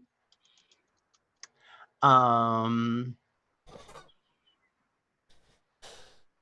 only thing you particularly notice that catches your attention is that Diamond has looked at somebody and gone kind of rigid. Not like in an I've just gotten paralyzed by magic kind of rigid, just in a oh dear God kind of rigid sort of way. So there are a number of warlocks around. Everybody surprisingly seems to be on very good behavior. You haven't seen anything that even has read as magic, attempted magic influence. Like, you actively watch a warlock come out of nowhere to just address someone who seems to be a perfect stranger to them. Like, primary opportunity for mind-altering magic con game. Nothing seems to happen of the sort whatsoever. You're starting to get an idea that for most of these people, at least, as far as the warlocks are concerned, warlock PR is sort of on teetery footing, and they don't want to be the one person to push it over the edge. Oh, They yeah. might be perfectly willing to join in if it does go over the edge. Okay. But they don't want to be the initial push. Everybody, there's a very sort of held breath kind of vibe for most of the warlocks in this room. No one else does it first. I won't do it. Fair enough. Right. Yeah. Most of these, there's probably a number of them that you're looking around, you're like, they would probably happily be second in line. I myself am one of those. You yourself are one of them. Yeah. Okay. Elishard and Colboak, since you did spend some time going around, you guys were able to pick up on a couple bits of information dropped as conversation, though. I also need to know if I see a particular face. Go ahead and message me which face you're looking for. Then. The one that Diamond saw, because also relevant to me. I mean, you heard his name mentioned at the bar. Did I? Okay.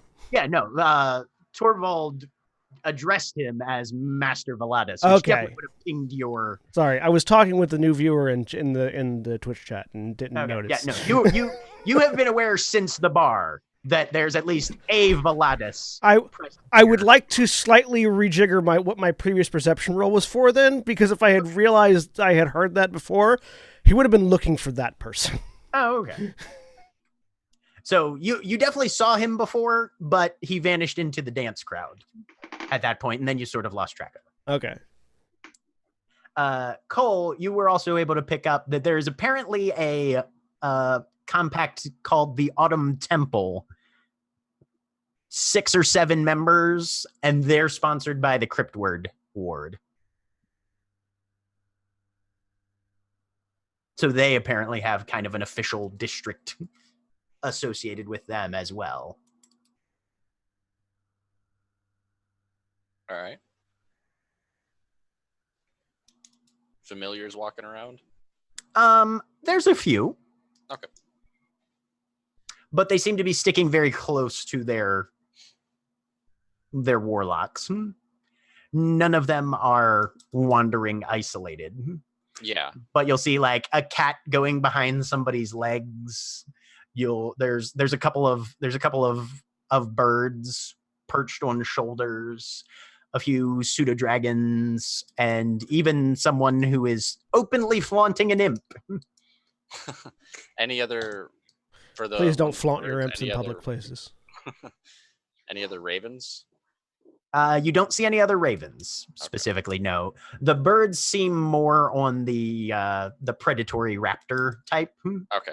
Owls, hawks, that kind of thing. All right. I made a perception check as well as I'm standing there waiting for Torvald. I don't know if I see anything. 15. 15.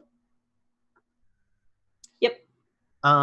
You are able to pick up on the fact that nobody has heard from the Dreamheart Road Compact. Okay. Some people there seems to be a lot of conversation going on about that. Are they going to show up? Are they not? Being the big one, and everything seems to be slanted towards not. Yeah. Although some people are like, "Oh no, they're here. They've just made themselves look like other people." Oh, we're conspiracy theorying. Okay. So Diamond, what you doing? Diamond very slowly turns to Korashana and it says, wait, is Rorik there? Rorik is off to the side. Somehow he manages to, so you've been making the circles. Yeah. And you'll be partway around the circle and you'll see him there just on the edge of the crowd, front row, standing there with his arms crossed. And then you make most of another circle, but not all the way back. And there he is again. He seems to be you don't fully complete a circle and he's always right there. Nope. Diamond grabs Cora's elbow and says, we need to go outside right now. Of course. Leaving so soon, Miss Guitar. Mentally.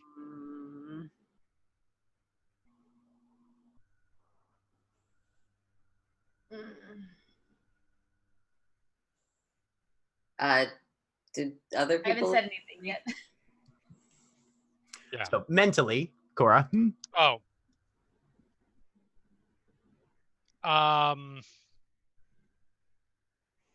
Nope, never mind.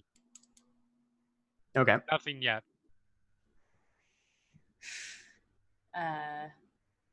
Diamond just kind of turns her head a little bit and says, sorry, just need to catch some air after a dance. If you'll excuse me, and tries to book it as fancily as possible.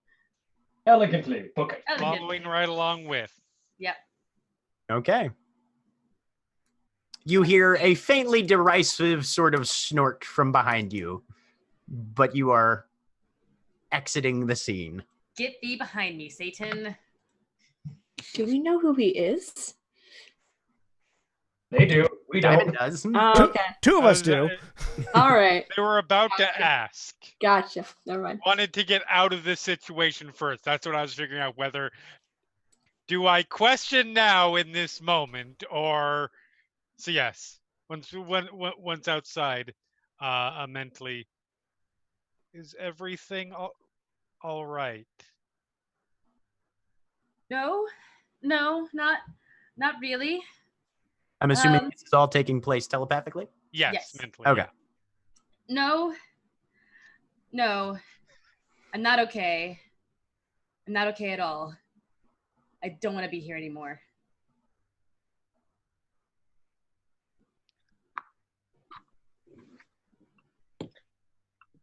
Very well. Where would you rather be?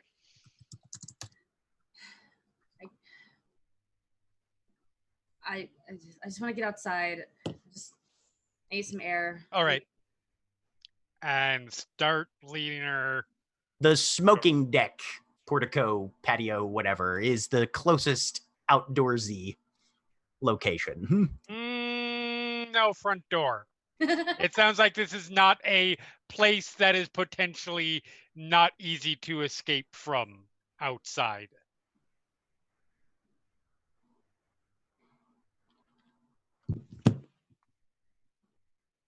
And I will try to catch the attention of somebody else in the compact as we are walking out. Just see if I can see someone. As long as I can see someone, that's all I need. You can see Wotan. Okay.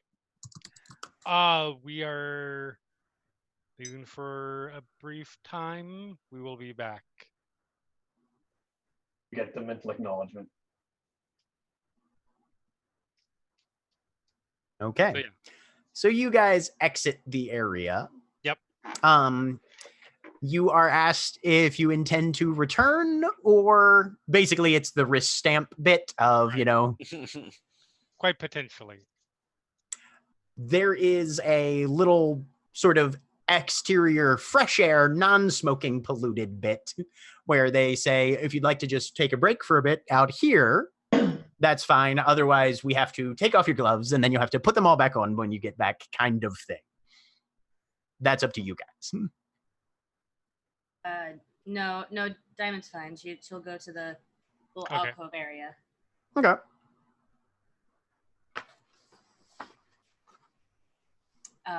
And if there's like any like benches or anything. Yeah, there's some seating areas. There's a little ceramic like jug of cool fresh water, that kind of thing. It's the rest stop. Diamond grabs some of that, grabs a seat, and like closes her eyes and is just like Cora, Diamond is visibly shaking right Okay. now. So, do you wish to talk about it? Not right now. Very well. Not with other people listening. I mean, technically it'd be in your head, but I don't. I understand. Very well. Can you just stay here? Yes. Elishard. So there's somebody I need to find to put the fear of God into. I don't know if I've made that clear yet. You have. Okay. Go ahead and give me a perception check. See if you can pick him up out of the crowd as things are starting to reactivate. An 11. Better than a 5. So yeah, he's just started another dance. So in my investigation, did I discover if he was straight or not? Straight, yes. Okay. Because I was gonna try to take. I was gonna do. There are two potential approaches. Right. But as he's unlikely to get into a dance with me, I am basically going to move up to him and tap him on the shoulder to try to get his attention. Or is this a I'm cutting in on your partner type tap, which is sort of the only kind you do when someone is actively dancing? Sure, yeah. And I'll cut in to dance with him if I can. Jack. Give me a persuasion at disadvantage. I mean, it doesn't matter because we're not going to be dancing for long. I'm just trying to get his attention more than anything else. Sure. 17. 17's enough, yeah. So you tap him on the shoulder, he turns and starts to step away, and you step right into him and just grab. I grab and sort of move him into the dance. Sorry, this wasn't... Because you're still masked, right? Yeah. Yeah. And as I do, I'm just going to reach up and pull the mask down and let it drop. And stare him in the face as I begin to dance with him. Because he knows what I look like.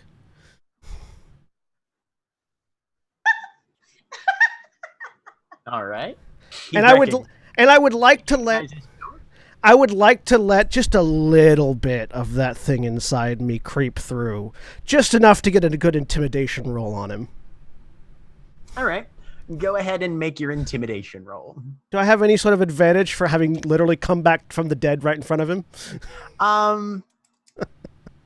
For reasons, at this point, I'm going to say no. Okay. 25. 25 is good. That's real good. And I just say... See, now these rolls are coming in when you need them. Yeah. Yeah. Oh, fuck. Hang on. Where is... his name is so far down in my bio that I'm trying to... Anixthar, thank you. Hello, Anixthar. It's been a long time. All right. Do.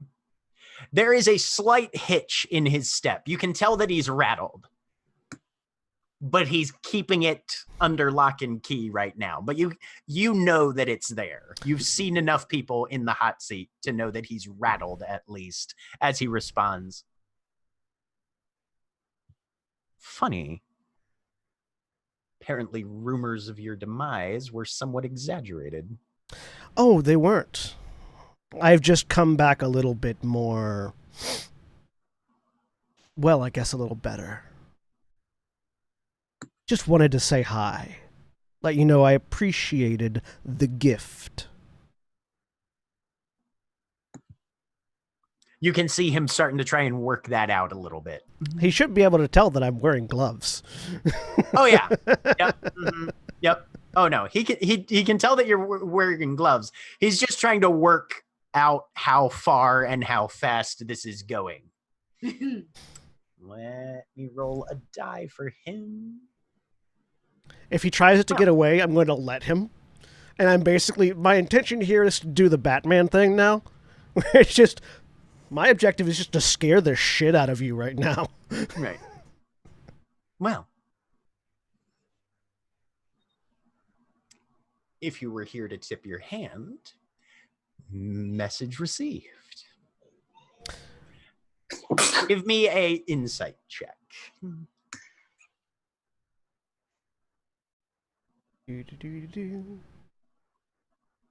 18. You can see gears turning in that head.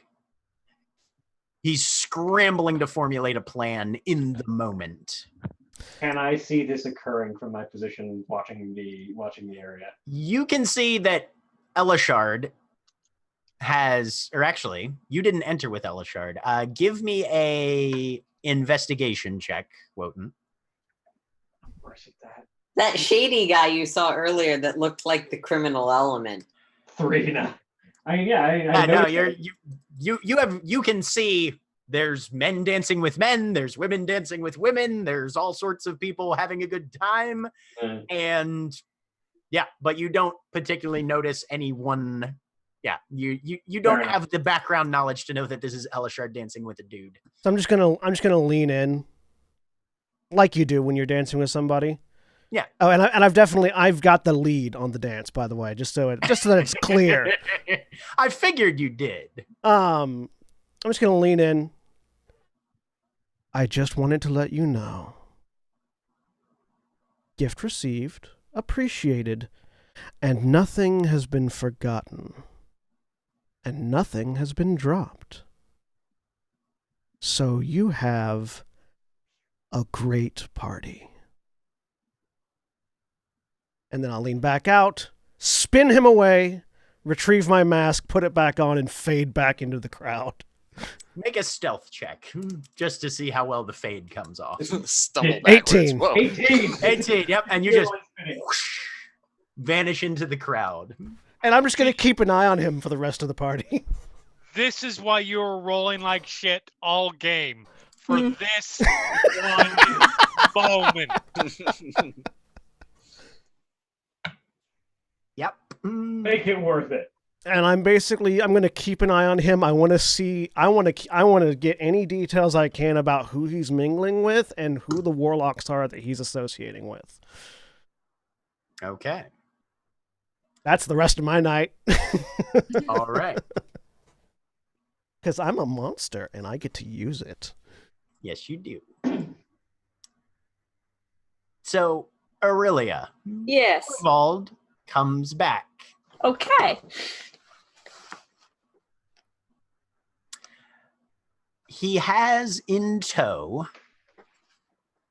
a rather formal-looking male, middle age, wearing the same gloves as you. Ah, Miss Evans, I found the person you are looking for. May I introduce Master Gallet Gautier. He's from Cryptwood. He's part of a compact up there. Ah. Does that ring any sort of bells for me? Anything at all? I mean, you know where Cryptward is. I do know that. I don't know anything else. Okay. Warlocks, so not super surprising that there'd be one bunch up there. Mhm. Okay. Word that like had a name relating to the district that I can't think of right now. Yeah, No, Cole has just overheard learned it. Yeah, Cole just learned it. Yeah, I don't know that. He kind of folds his hands, gives you a little half bow. I will do the same. Pleased to make your acquaintance, Miss Evans. Mr. Gartier. Master Fauntleroy here has told me you're in search of a bit of information regarding the various individuals we have in our company this evening. Yes, I was wondering if you had been to a couple of these parties before. I am looking for someone who probably spends a fair bit of time over Candlespark ways. It's just a little odd. What I've been able to ascertain, I haven't met anyone specifically from the Candlespark region. My intellectual capacity has been able to determine, of course, that the Candlespark district has not yet sponsored any of the extant compacts in this great game that we are currently employed in. And you guys are just sort of off to one side near one of the they're a little too wide to be truly Gothic windows in this building, but, they've got these nice, exterior kind of crystal paned. Yeah. This wouldn't be someone from the great game. This would have been before it started. So you are looking into historical warlocks of previous competitions, then, I take it? The most recent. Someone who would still be alive. The most recent cycle, well, that would be near 50 years back. So depending on their ethnic heritage, they could be quite old or rather middle-aged or even less, perhaps, I suppose. Yes. I am not a full expert, although I do know of an individual in attendance tonight who would probably be more able to academically answer your questions. But as far as everything goes, aside from the headmaster Wenteltrip from the Magisterium, who's right over there, actually, give me a perception check. Yep. Perception. Oh, God. 7. Nope. So you try and turn to follow his point, his gesture, and you can't quite make out what's happening, but you do hear two things. Okay. One of them is a faint kind of crack sound. As glass cracking? Gellert Gautier gives a surprised shit. And you turn to see what that was. And from this puzzled sounding cough comes immediately following a second cough. This one accompanied by a massive gout of blood from his mouth as his eyes glaze over and he just collapses into you. My God. There's a crossbow bolt protruding from his back that has definitely gone a good 6 to 8 inches into his lungs. I see that Get happen. Down. I'm trying to hit the floor. I'm trying to tell Torvald to get down. Yeah, I don't know what's going on. Yeah, somebody just one-shot this guy. And trying to get people down. There's immediately a pause of silence in your local area and then screams, which punctuate pretty much the entire room at that point. Everybody who's still indoors, which I think is everybody but Zoe, Diamond, and Korashana. Yep. Roll me a D100. Okay. 95. 100. Whoa! That's either very good or very bad. 69. If we were playing Call of Cthulhu, these would all be bad rolls. 69. Great rolls. And my computer's being a little slow right now because Though Mara did get the nicest roll, so. Yeah, thank you. That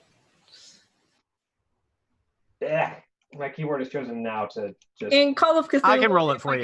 If I get a 69 roll, do special things happen? Is my question. It depends on if it's a success or a failure. Okay. It depends Okay, on whether so- it depends on whether you're talking with Greg's character. Yeah, that's what. Something is either happening to me or to Cole.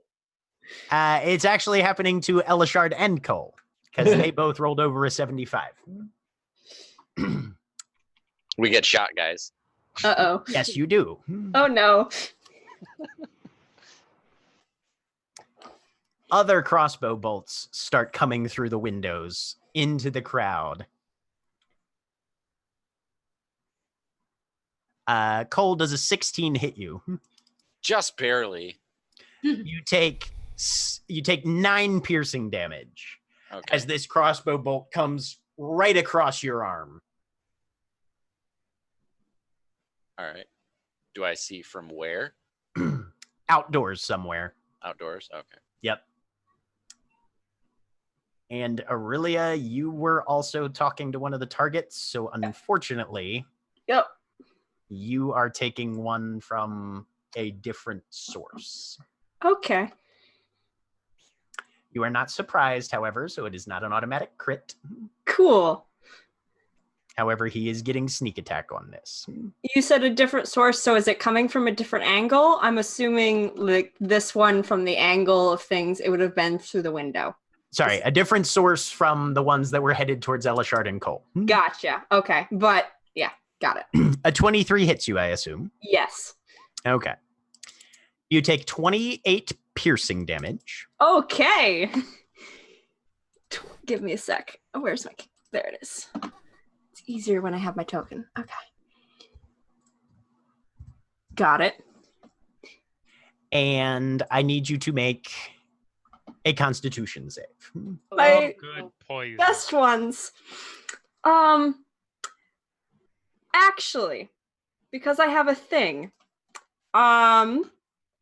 Entropic Ward. When a creature makes an attack roll against you, you can use your reaction to impose disadvantage. I'd like to do that. Okay. 23. He rolls a 27. Fuck.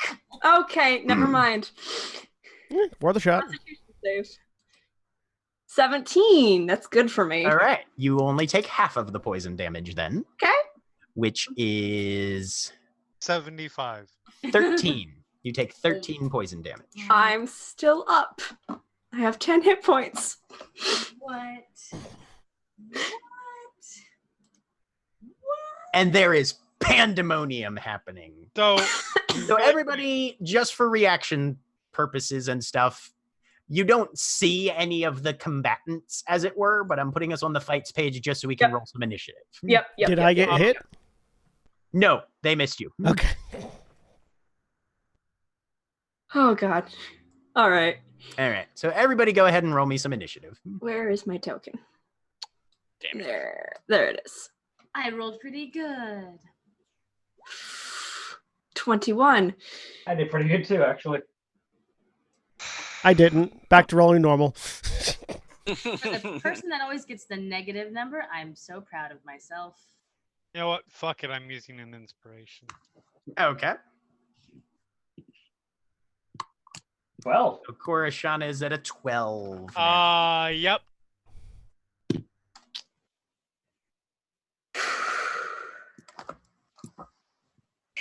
Okay. I'm assuming we heard something like Oh, crossbow bolts at this going point, through everybody is windows. keenly aware that something horrible is happening. Yep.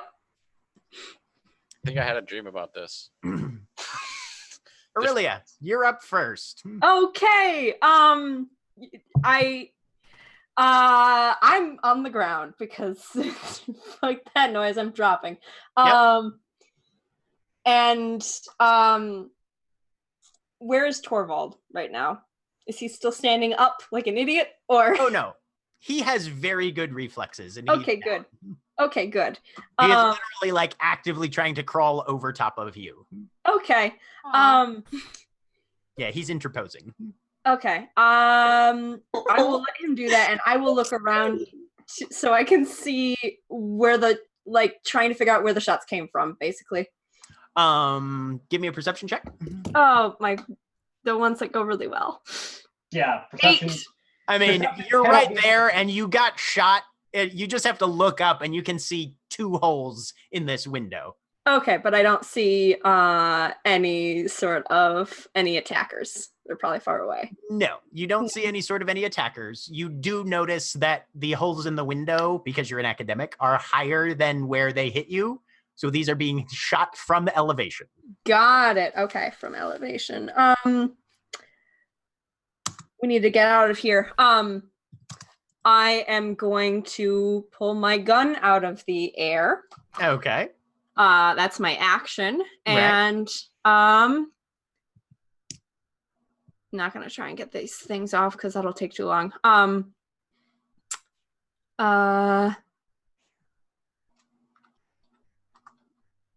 And can I? No, ammunition is pretty much the same. Trying to drag the body of this guy with me because that's evidence and it might be useful. I'm gonna make an athletics check. You can move at 1/4 speed since you're prone and therefore crawling. Yep. Athletics. 16. Okay. Yep. You can drag this middle-aged older dude's corpse with you. Yep.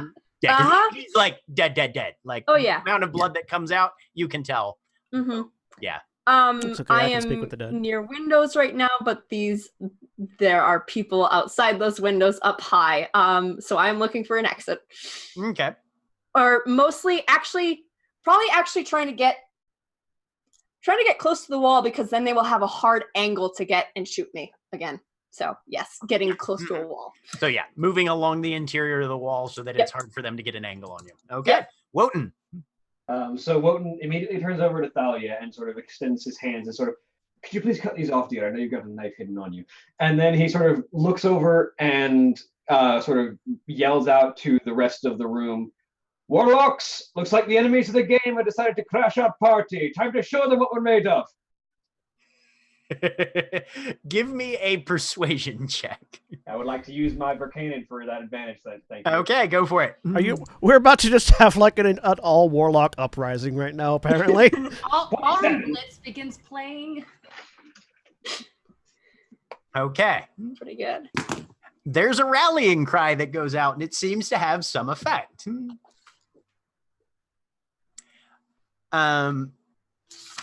Thalia whips out her hairpin.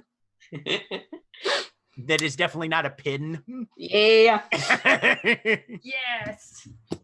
Hey, careful, love. This is gonna hurt. No, Ken, if you nick me, just get the gloves off. Let's see how she does. She chops your hand off. Fastest way I could get the gloves off. Sorry.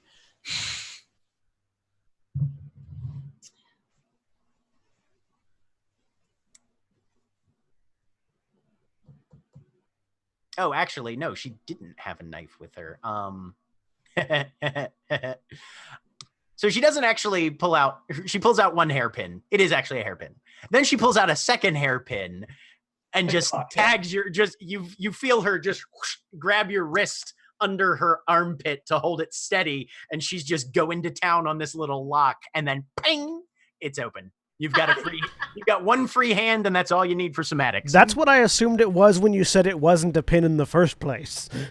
Yeah, I was like, oh yeah, smuggling in. Yeah, lockpicks being your hair. Oh, I was assuming a hair sword. Listen. Yep.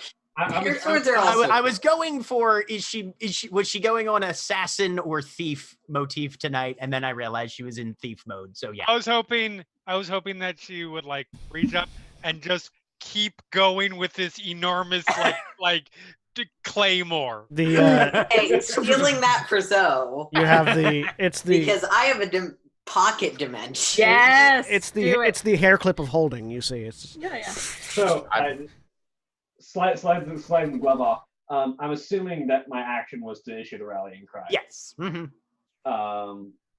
So So basically, you've got your movement and bonus action left.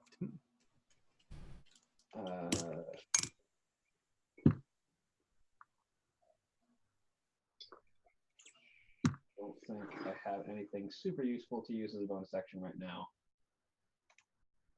Yeah, I know. So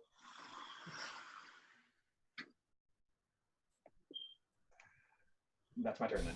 I will sort of, we're near where drinks are served, so I'll sort of take cover behind some furniture and get ready. All right, sounds good. Diamond. So we all heard the screaming. Do we see anything from our outside? We were like outside, like not even on the balcony. Uh-huh. Do we? Let me see. Go ahead. Like, I'm assuming if crossbow bolts are going through windows, we at least heard glass shattering or something. Yes. Oh yeah, you definitely heard screams. You heard some glass shattering. Yeah. But if you're looking to see what's what and where, I imagine Diamond like runs out to like from that little like secluded area back to like where the front door is and begins like looking around. Yep. Go ahead and give me a perception check then. 16.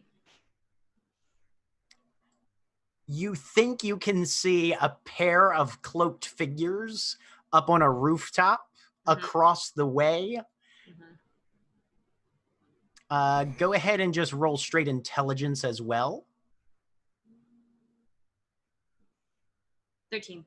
They are definitely covering the front door. Anybody coming out of there is going to be in a fucking world of hurt.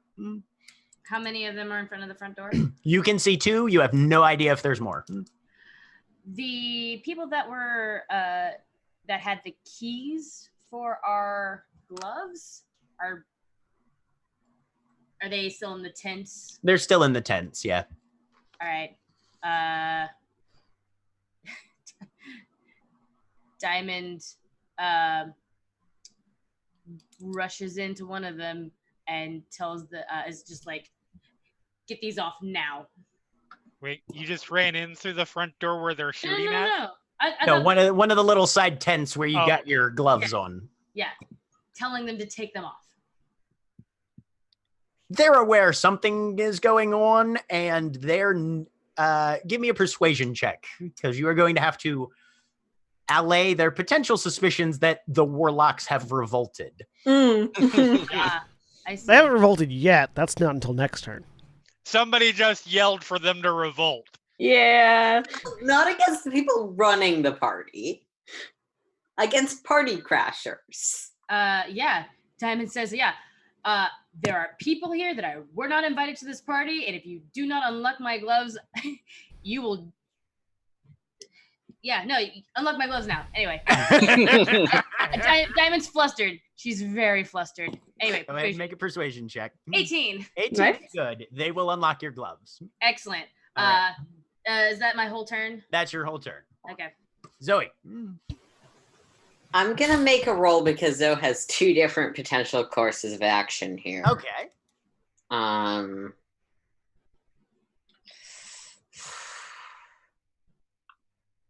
Yeah, sorry guys. Zoe is Dimension Door doesn't require somatic components, so Zoe is Dimension Dooring as far as possible in a direction that they wouldn't be tracking. Nothing that's a front door, nothing that would seem like an entrance or exit. Conflux is really compact. I just want to be out of here in somewhere. I'm on a balcony for this reason. That's why I've been hanging out here all game. Okay. That's it. Yeah, no, that's just a verbal component. Yep. Deuces. So yeah, you're out. Give me Peace. a perception check. Double G, double And peace. I know we didn't have a ton of time, but Zoe was hoping to have gotten some level of knowledge of the area beforehand. Yeah, no, you can. I can allow for you to have some basic local geographic 22. knowledge. So you bamf, you're out as far as you can, and you end up on street level, more or less. Cool. Because, secure, easier to hide. People suspect you of doing less fucked up things if you're on the street than if you're on somebody's rooftop. Awesome. And then And I have you're standing in front Oh. of kind of a piece of rough paper that's apparently been pasted to the wall. Mm. Get them I water. guess, do I see what it says or would that take an action? Oh, you see what it says. Yeah. That checks out. The dramatic pause was so that he could activate a There's thing. Oh. roughly Okay. painted logo kind of glyph in the middle of it. Circular with a serpentine accent. And it just says death to warlocks. Yeah. Okay. Hey, that's cute. So my bonus action. Yep. I am using my non-hex on someone who is further in the other direction. You're talking your Hexblade's Curse? Yes. Let me take a I'm look. just looking for some random person who's further away from this party to Hexblade's Curse. There's a method to my crazy, okay? Doing great. Okay. With a 22 on your perception, I'll say sure, there's somebody you can see within 30 feet of you. Awesome. That allows me to teleport hop further on my next turn. Yes. And because they don't have to remain within range from what I can tell, if that person's walking in the other direction, better. Okay. Sounds good. I'm just getting as far out of here as possible because this Absolutely. is absolutely Zoe's nope zone. Cora. All right. So first, I have a question. Yes. What is it? What is our resident bodyguard currently doing? Rorik. Yes. He hauled ass after Diamond. Yep. Okay. I am also running over, just arm around, and we are leaving. Correction. He hauled ass similar to Diamond, but crashed through the side of a different tent, and then came out with his sword and war pick in the Diamond's tent. Yep. Yes. I had to roll to see if it was lucky enough that his shit was in the same tent that Diamond went into, and it was not. So that tent is kind of gone. I'm not worried about that part of it. I saw where Diamond go. I go in. We're leaving. Okay.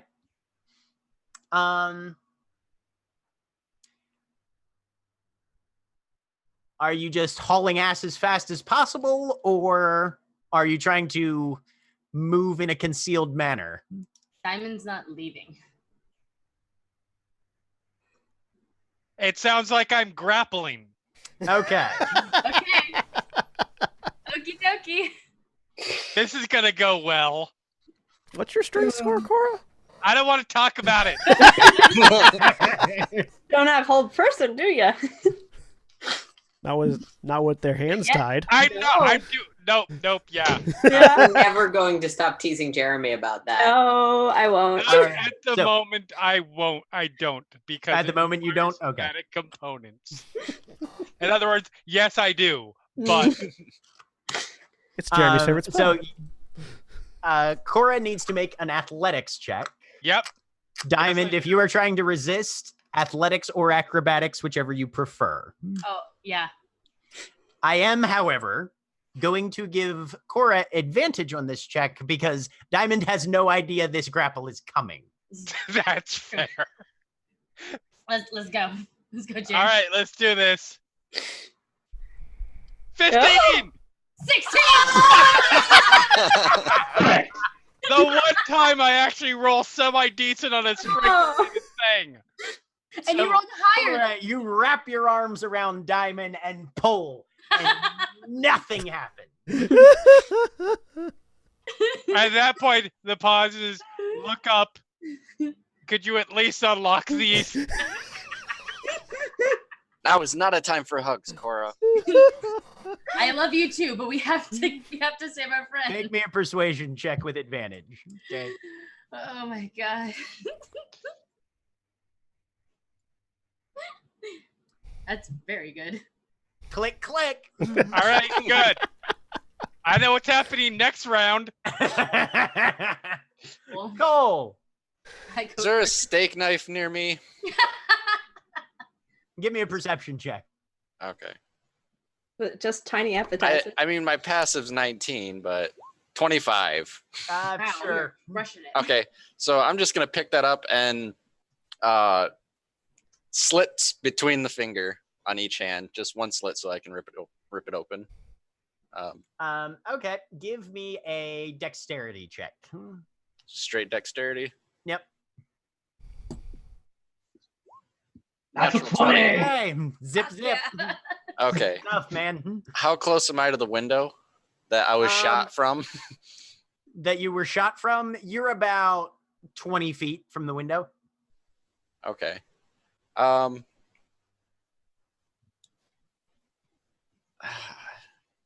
just gonna yell out Elishard, run towards the window, jump through it, Jump through. and bonus action shift into the Raven.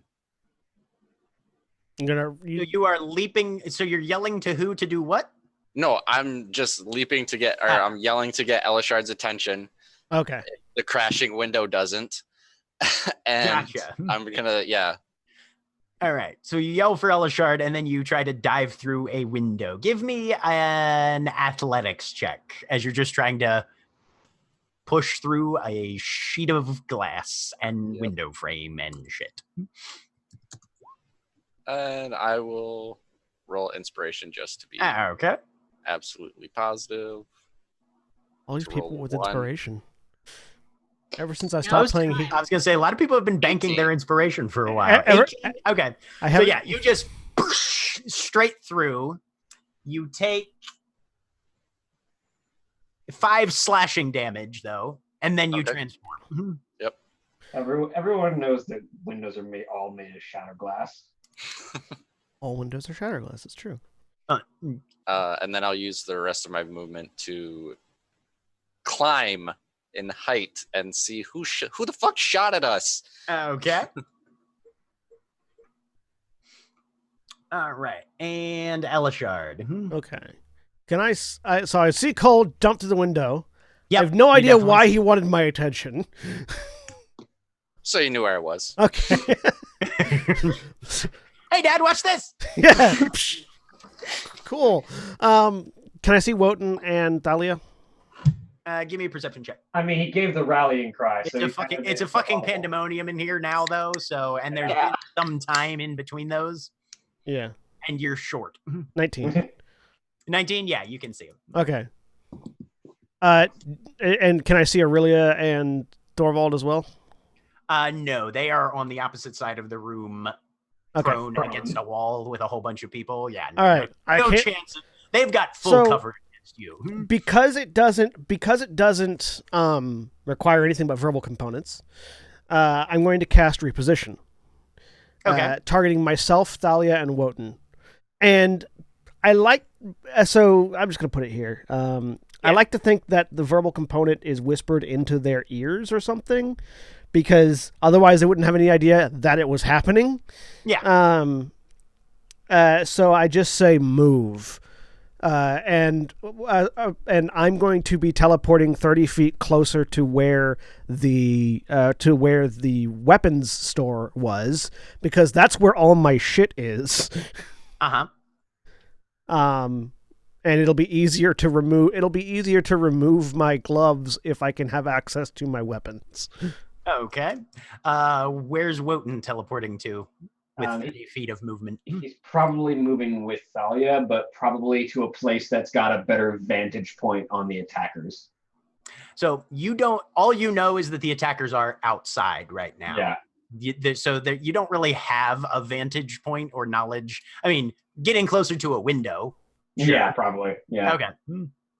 So, and the teleportation is basically just there's just a pool of black underneath our feet that just really rapidly engulfs us as we blink 30 feet towards our destination and then unravels. Okay. So I Nightwalker Bamf past the crowd and walk to get my weapons. Okay. And then are you using your movement as well to go more of the distance? Using my movement to get more of the distance, and if I can get to where the weapons are, I'm going to see if I can find something to get these gloves off. All right.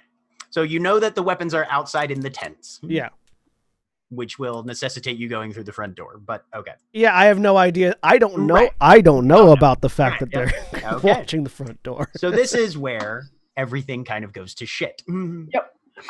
So you, Cora and Diamond and Rorik can kind of see to the front entrance as well from where you're at, mostly because Rorik literally just walks through tents rather than using doors.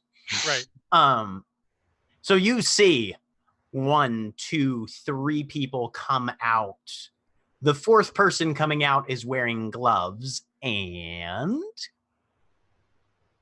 is the fourth person wearing gloves me? No. Oh, okay, so I'll see this ahead of me. Becomes the person at the beginning or in the opening scene of American Gods. I haven't seen American Gods. And a crossbow bolt just slams into their upper chest, knocking them to the side and spinning them to the ground as they start to try and crawl away. Not enough to apparently actively kill them, but definitely bad. 2 more non-glove wearing people come out, and then Elishard comes out. Well, what do I see currently, sir? If I see somebody get shot ahead of me, I wouldn't finish walking through the door. Yeah, no, you didn't see it happen. Okay. They were already out. AC's 12. And there were several people in between. AC's 12. They rolled a 12. So you take 13 piercing damage as you just catch a crossbow bolt in the stomach. Just center of mass. Boom. And yes, that's the American Gods scene. Yep. So 15, you said? Stumble a bit. Yeah, 13 piercing. 13. You stumble a bit, and then another warlock claws out past you, and another one. Both of them catching crossbow bolts as well. The first one just goes down right in the neck, bleeding out onto the cobblestones. The second one catches right in the flank as well and doubles over. You guys can tell whoever these people are, they're letting the civilians pass. I do not transform. Okay. And if I can continue moving, I try to get to a tent. Okay. Yeah, you've got enough movement to sort of get out and around and into a tent. You don't have your action left to go searching through and find all your shit yet, but that's fine. Yeah.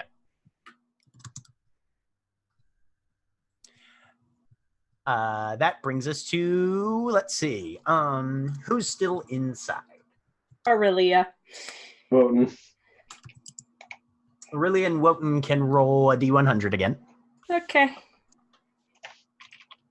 Oh. 14. 50. All right. You guys can still hear the chink, chink, chink as these crossbow bolts continue to just rip through these windows into the crowd. And most of them seem to be finding targets. And of the people that are on the ground, you can see all of them are wearing gloves. Are wearing the peace button gloves. It's almost like they marked the warlock specifically for a reason, you idiots. Curls the Zoe in the back of your head. The Zoe in the back of my head immediately gets slapped down because I still got information I wanted, so fuck off. Aurelia, it's your turn. Yeah, this is not good. I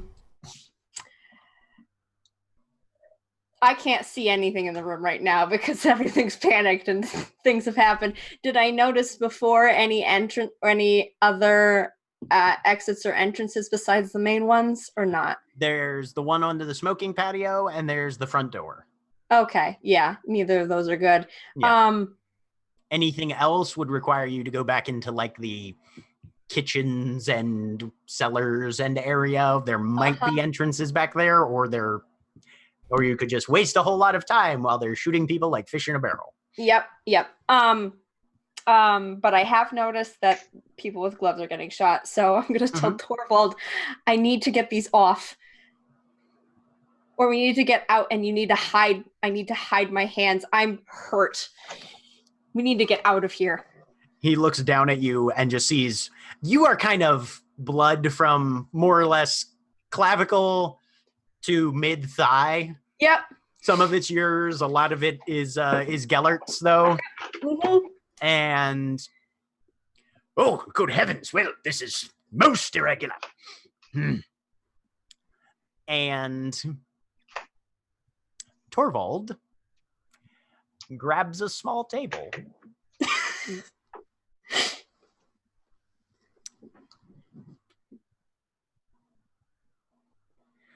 Grab her around my neck. Okay, I'll do that. So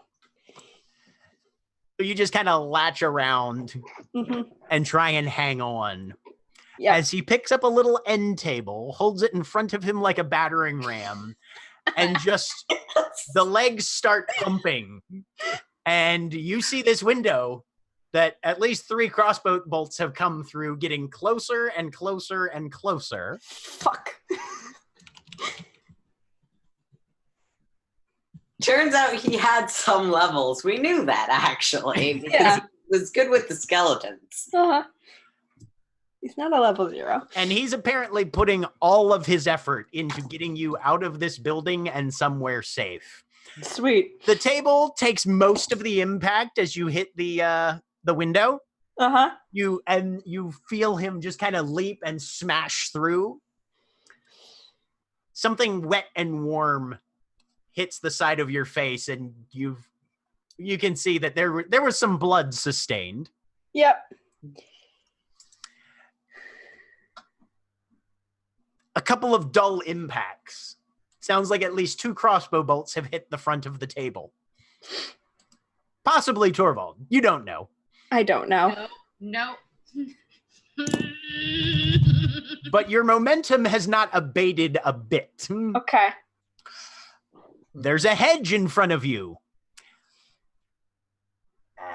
Let's see what his athletics. Literally every party we have gone to has resulted in Torvald hitting a hedge at some point.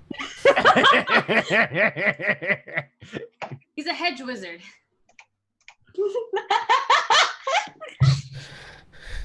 Yes, I approve. You have to clench on as he leaps once more, flinging the table to one side, and just goes completely over the hedge. Yes. God damn, he's good. Okay. Damn, he's good. As he leaps, he sort of twists, and you find yourself now like with your arms around the back of his neck. Both arms wrap around you as he goes into a roll. And then he is up and damsel carrying you through the streets of Dancer's Court. Just pound, pound, pound, pound, pound, pound, pound. And your teeth feel like they might shake partially out of your lower jaw. Yep. But boy, howdy, does this fella have a clean pair of heels on him. This is normal for a fighter, but because we're all warlocks, it seems really superhuman. Seems really impressive. Right. But this is just regular fighter shit. Yeah. Yep. Okay. This is why you don't shit on your fighter, people. Nope. Because then they will action surge and hit you 8 times. Right, Harry? Yep.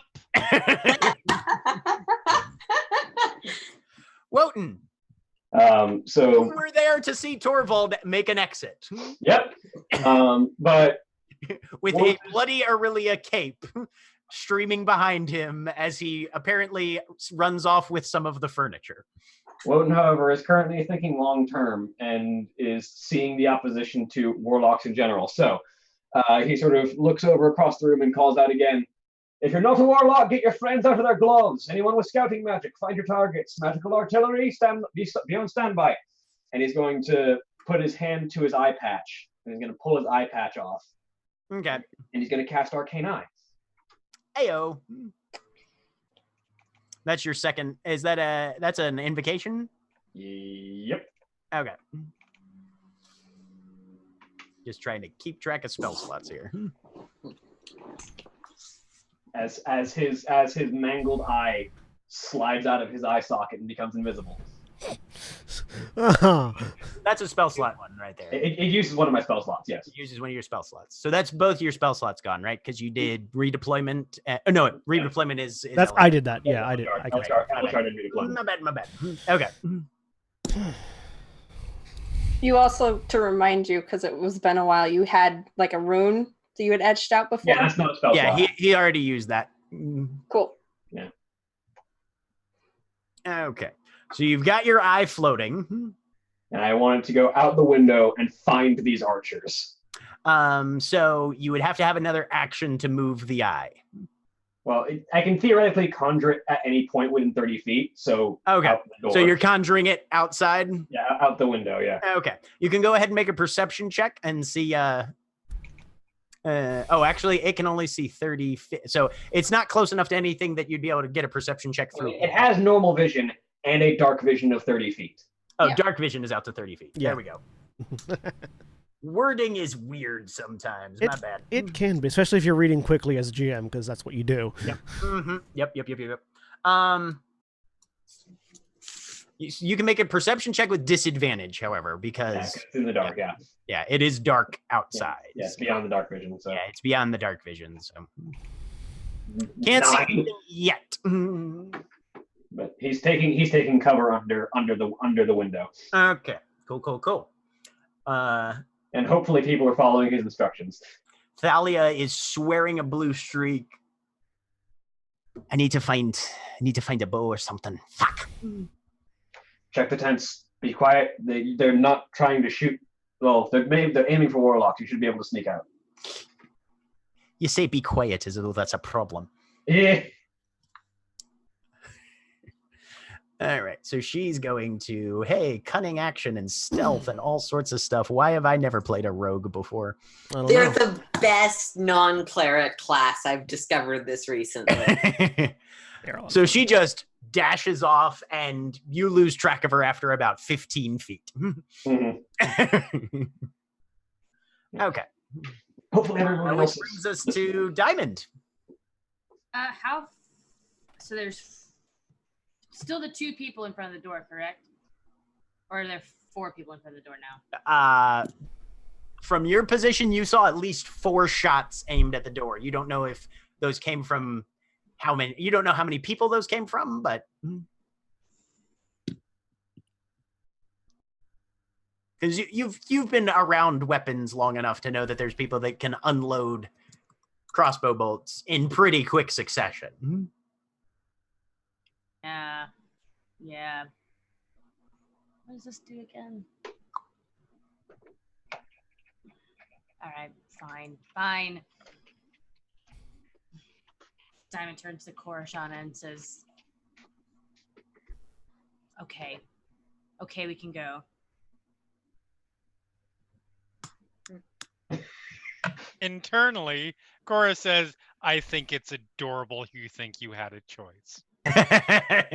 Not actually says, in their own mind, Okay. not to you. Themselves, right. You have like double layers of clarification there because Cora talks telepathically, so. Yes. I realized that when I said internal, I was like, oh, that might not have been clear. It wasn't actually said. Diamond grabs Cora and Rorik, and they book it. Yep. So you're moving? All right. Let's see. We dash away. Dash away. Dashing for cover. They don't have their gloves on anymore, for what that's worth. It's true. And I'm pretty sure we started fighting. But you might still look like a panicked, not warlock. Yeah. Yeah, I haven't done any magic. And you're wearing fancy nobility clothes. Yeah, that's right. You guys haven't cast So those you spells. guys make the move to go. Rorik in front, shield out, war pick up, and you step out. And there's immediately a couple of twangs from various sides. Rorik leaping in front. One of them catches him right in the collarbone, which makes him cough a little bit. No, my And then he's just bop, bop, bop, catches the other three on the shield. No problem. Mhm. He pulls this one out. Well, snaps it off, leaves the head in because, he's not stupid. Right. Move! And I mean, we were gonna, but Yeah, since doing you it. said so. you see the war pick go back to the belt as that hand just latches around your forearm, Diamond. And his usual speed. He's going a lot faster right now. As he just pretty much drags you. You're just trying to have your feet keep up. I mean, if you want to go fast, we can go fast.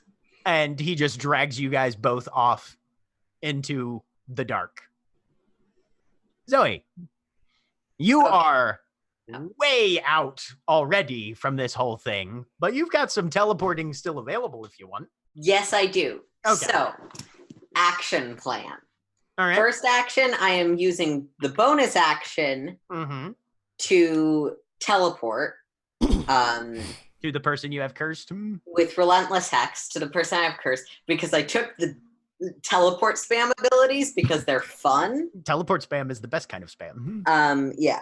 So I took teleport spam, and so I'm teleport spamming to that person using my second spell slot because I have two of those and one of them's unused. All right. To Dimension Door again further away. Okay. Assuming I'm still in Twilight's Web because, Yeah. distances are big.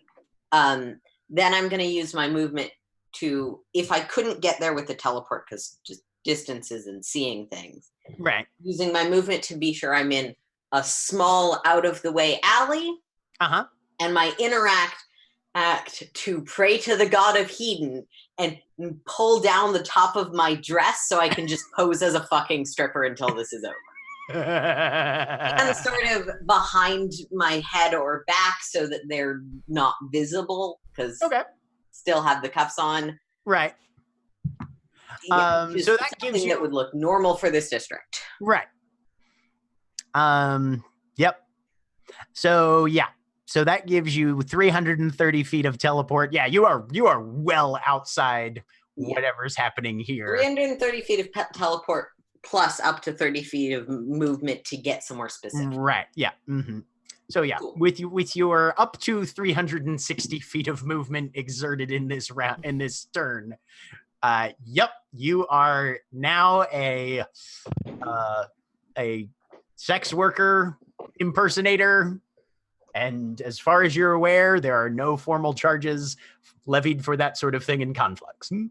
As my first act as the newly deified Hedon, I will note that Dimension Door has a 500-foot range, not 300. Or sorry. Yeah, You've teleported 1,000 feet away, not just 600. My bad. He's 1,000 worse because No. I don't think so. 1,000 is better. No. I was indicating that for the GM's edification. For my bookkeeping purposes. Yep. Yeah, for some reason 300 was sticking in my head. Oh, no, there's a 300 halfway down the text because it's like diagonals count as distance in this instance. Yeah. because Sure. it is so far. Mhm. You can you can describe You it by can't stating. just do further by doing the squares thing D&D does. Mm-hmm. Yep. And we're going to say you didn't end up in any spaces that were occupied by objects or creatures. Yeah, I Just for I bookkeeping. don't need to use every single foot of that space. Right. Yeah. Alrighty. 560 feet traveled in around. Yep. It's a Warlocks. It's a good time. Okay, and that brings us to Cora. I'm assuming you're just moving with Rurik and Co. Yep. Right. I was kind of just treating you guys as a unit. Cole. Did I see while I'm flying up? Did I see the archers that were? Give me a perception check now that you've actually had a chance to gain some altitude and whatnot. All right. Because I kind You of have dark vision. Yes, I do. Okay. 23. 23. You can see a couple knots of them on various rooftops. Well, they seem to have the place fairly well surrounded. Yeah, no, the way that I wanted to fly at them and get within 10 feet of them. What was your total fly speed on your last turn? It would have been 40 feet because 20 feet to get to the window and jump, and then the the raven has 60 feet of fly speed. Okay. So 30 to 40 feet. All right. On this turn, you can get within 10 feet of them. Okay, so one knot of them, we'll say. As I fly past them, I want to use my bonus action to mark the scent of the one that I fly past. Okay. So there's that. And then I'll use my action to dodge any shots that come at me as I fly away. Sounds good. I need to roll some perception checks as well. All right. There will be a couple shots coming at you. Okay. They have disadvantage. They do have disadvantage. One of them misses you. One of them hits you for 12 piercing damage. Okay. Which does pop you out of Raven form at the end of your movement. Okay. So you're basically 10 feet above and falling towards a rooftop with 3 guys on it. All right. You can definitely tell which one is within 60 feet of you because you have marked his scent. Yeah. And Elishard for the last turn of the evening. Is there a crossbow bolt still in me? Yeah.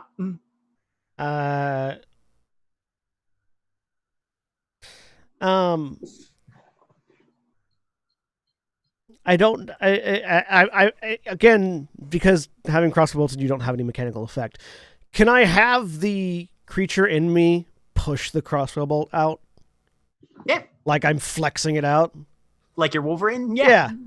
Minus the healing bit, but minus the healing bit. But so while I'm standing in this tent in cover, just sort of flex the crossbow bolt out, grab it, and I'm going to try to use it to cut the gloves off. You are going to be at disadvantage for that's this, fine because that's not what they're designed for. No, it's not what they're designed for. Just make me a straight dexterity check at disadvantage. Yep. 9. You get a couple stitches open. That's fine. I'm just gonna sit here, work on this, and I'm waiting. Okay. At it, could I have figured out a general direction from where I got hit? Oh yeah, straight across from the front door. Okay. I am waiting. I'm trying to get these gloves off, but primarily what I'm doing is waiting for their attention to be occupied, because my objective now is to Batman some snipers. When I get the opportunity, I'm going to try to get to their perch, and then I will let the monster loose, but not until I get to them. And speaking of the monster, the last thing you hear before we end game for the evening, Elishard. If you let me out, those gloves will be off. And that's where we're closing for the evening. Say goodbye, everybody. Bye. Bye. Goodbye.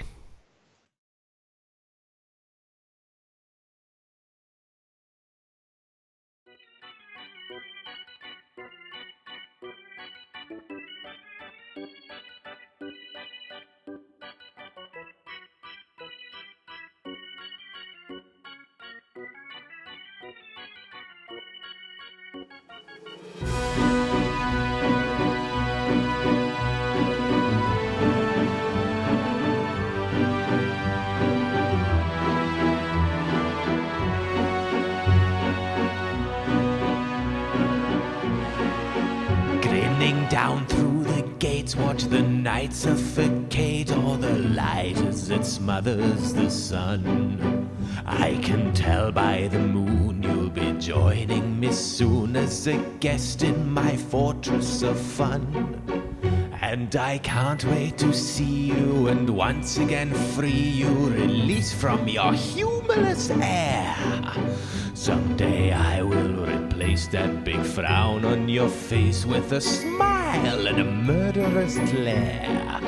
We are two of a kind, violent, unsound of mind. You're the yin to my yang, can't you see? And if I were to leave, you would crumble in grief. Face it, bats, you'd be lost without me. You'd be lost, you'd be lost. Face it, bats, you'd be lost without me. I'm just trying to show you just how well I know you. I understand just how you feel. Through your reason, no way, 'cause you had one bad day and your mind let go of the wheel. Still we're fated to battle, you pout and I prattle. Don't you ever tire of this game.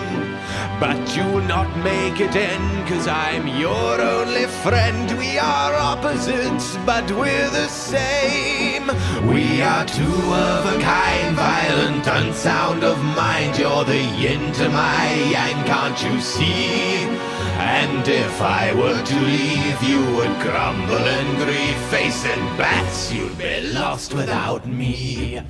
You'd be lost, you'd be lost. Face it, bats, you'd be lost without me. We have so many wonderful stories. I have studied the mind of this bat. A hero with no praise or glory, just his cape and his cave and his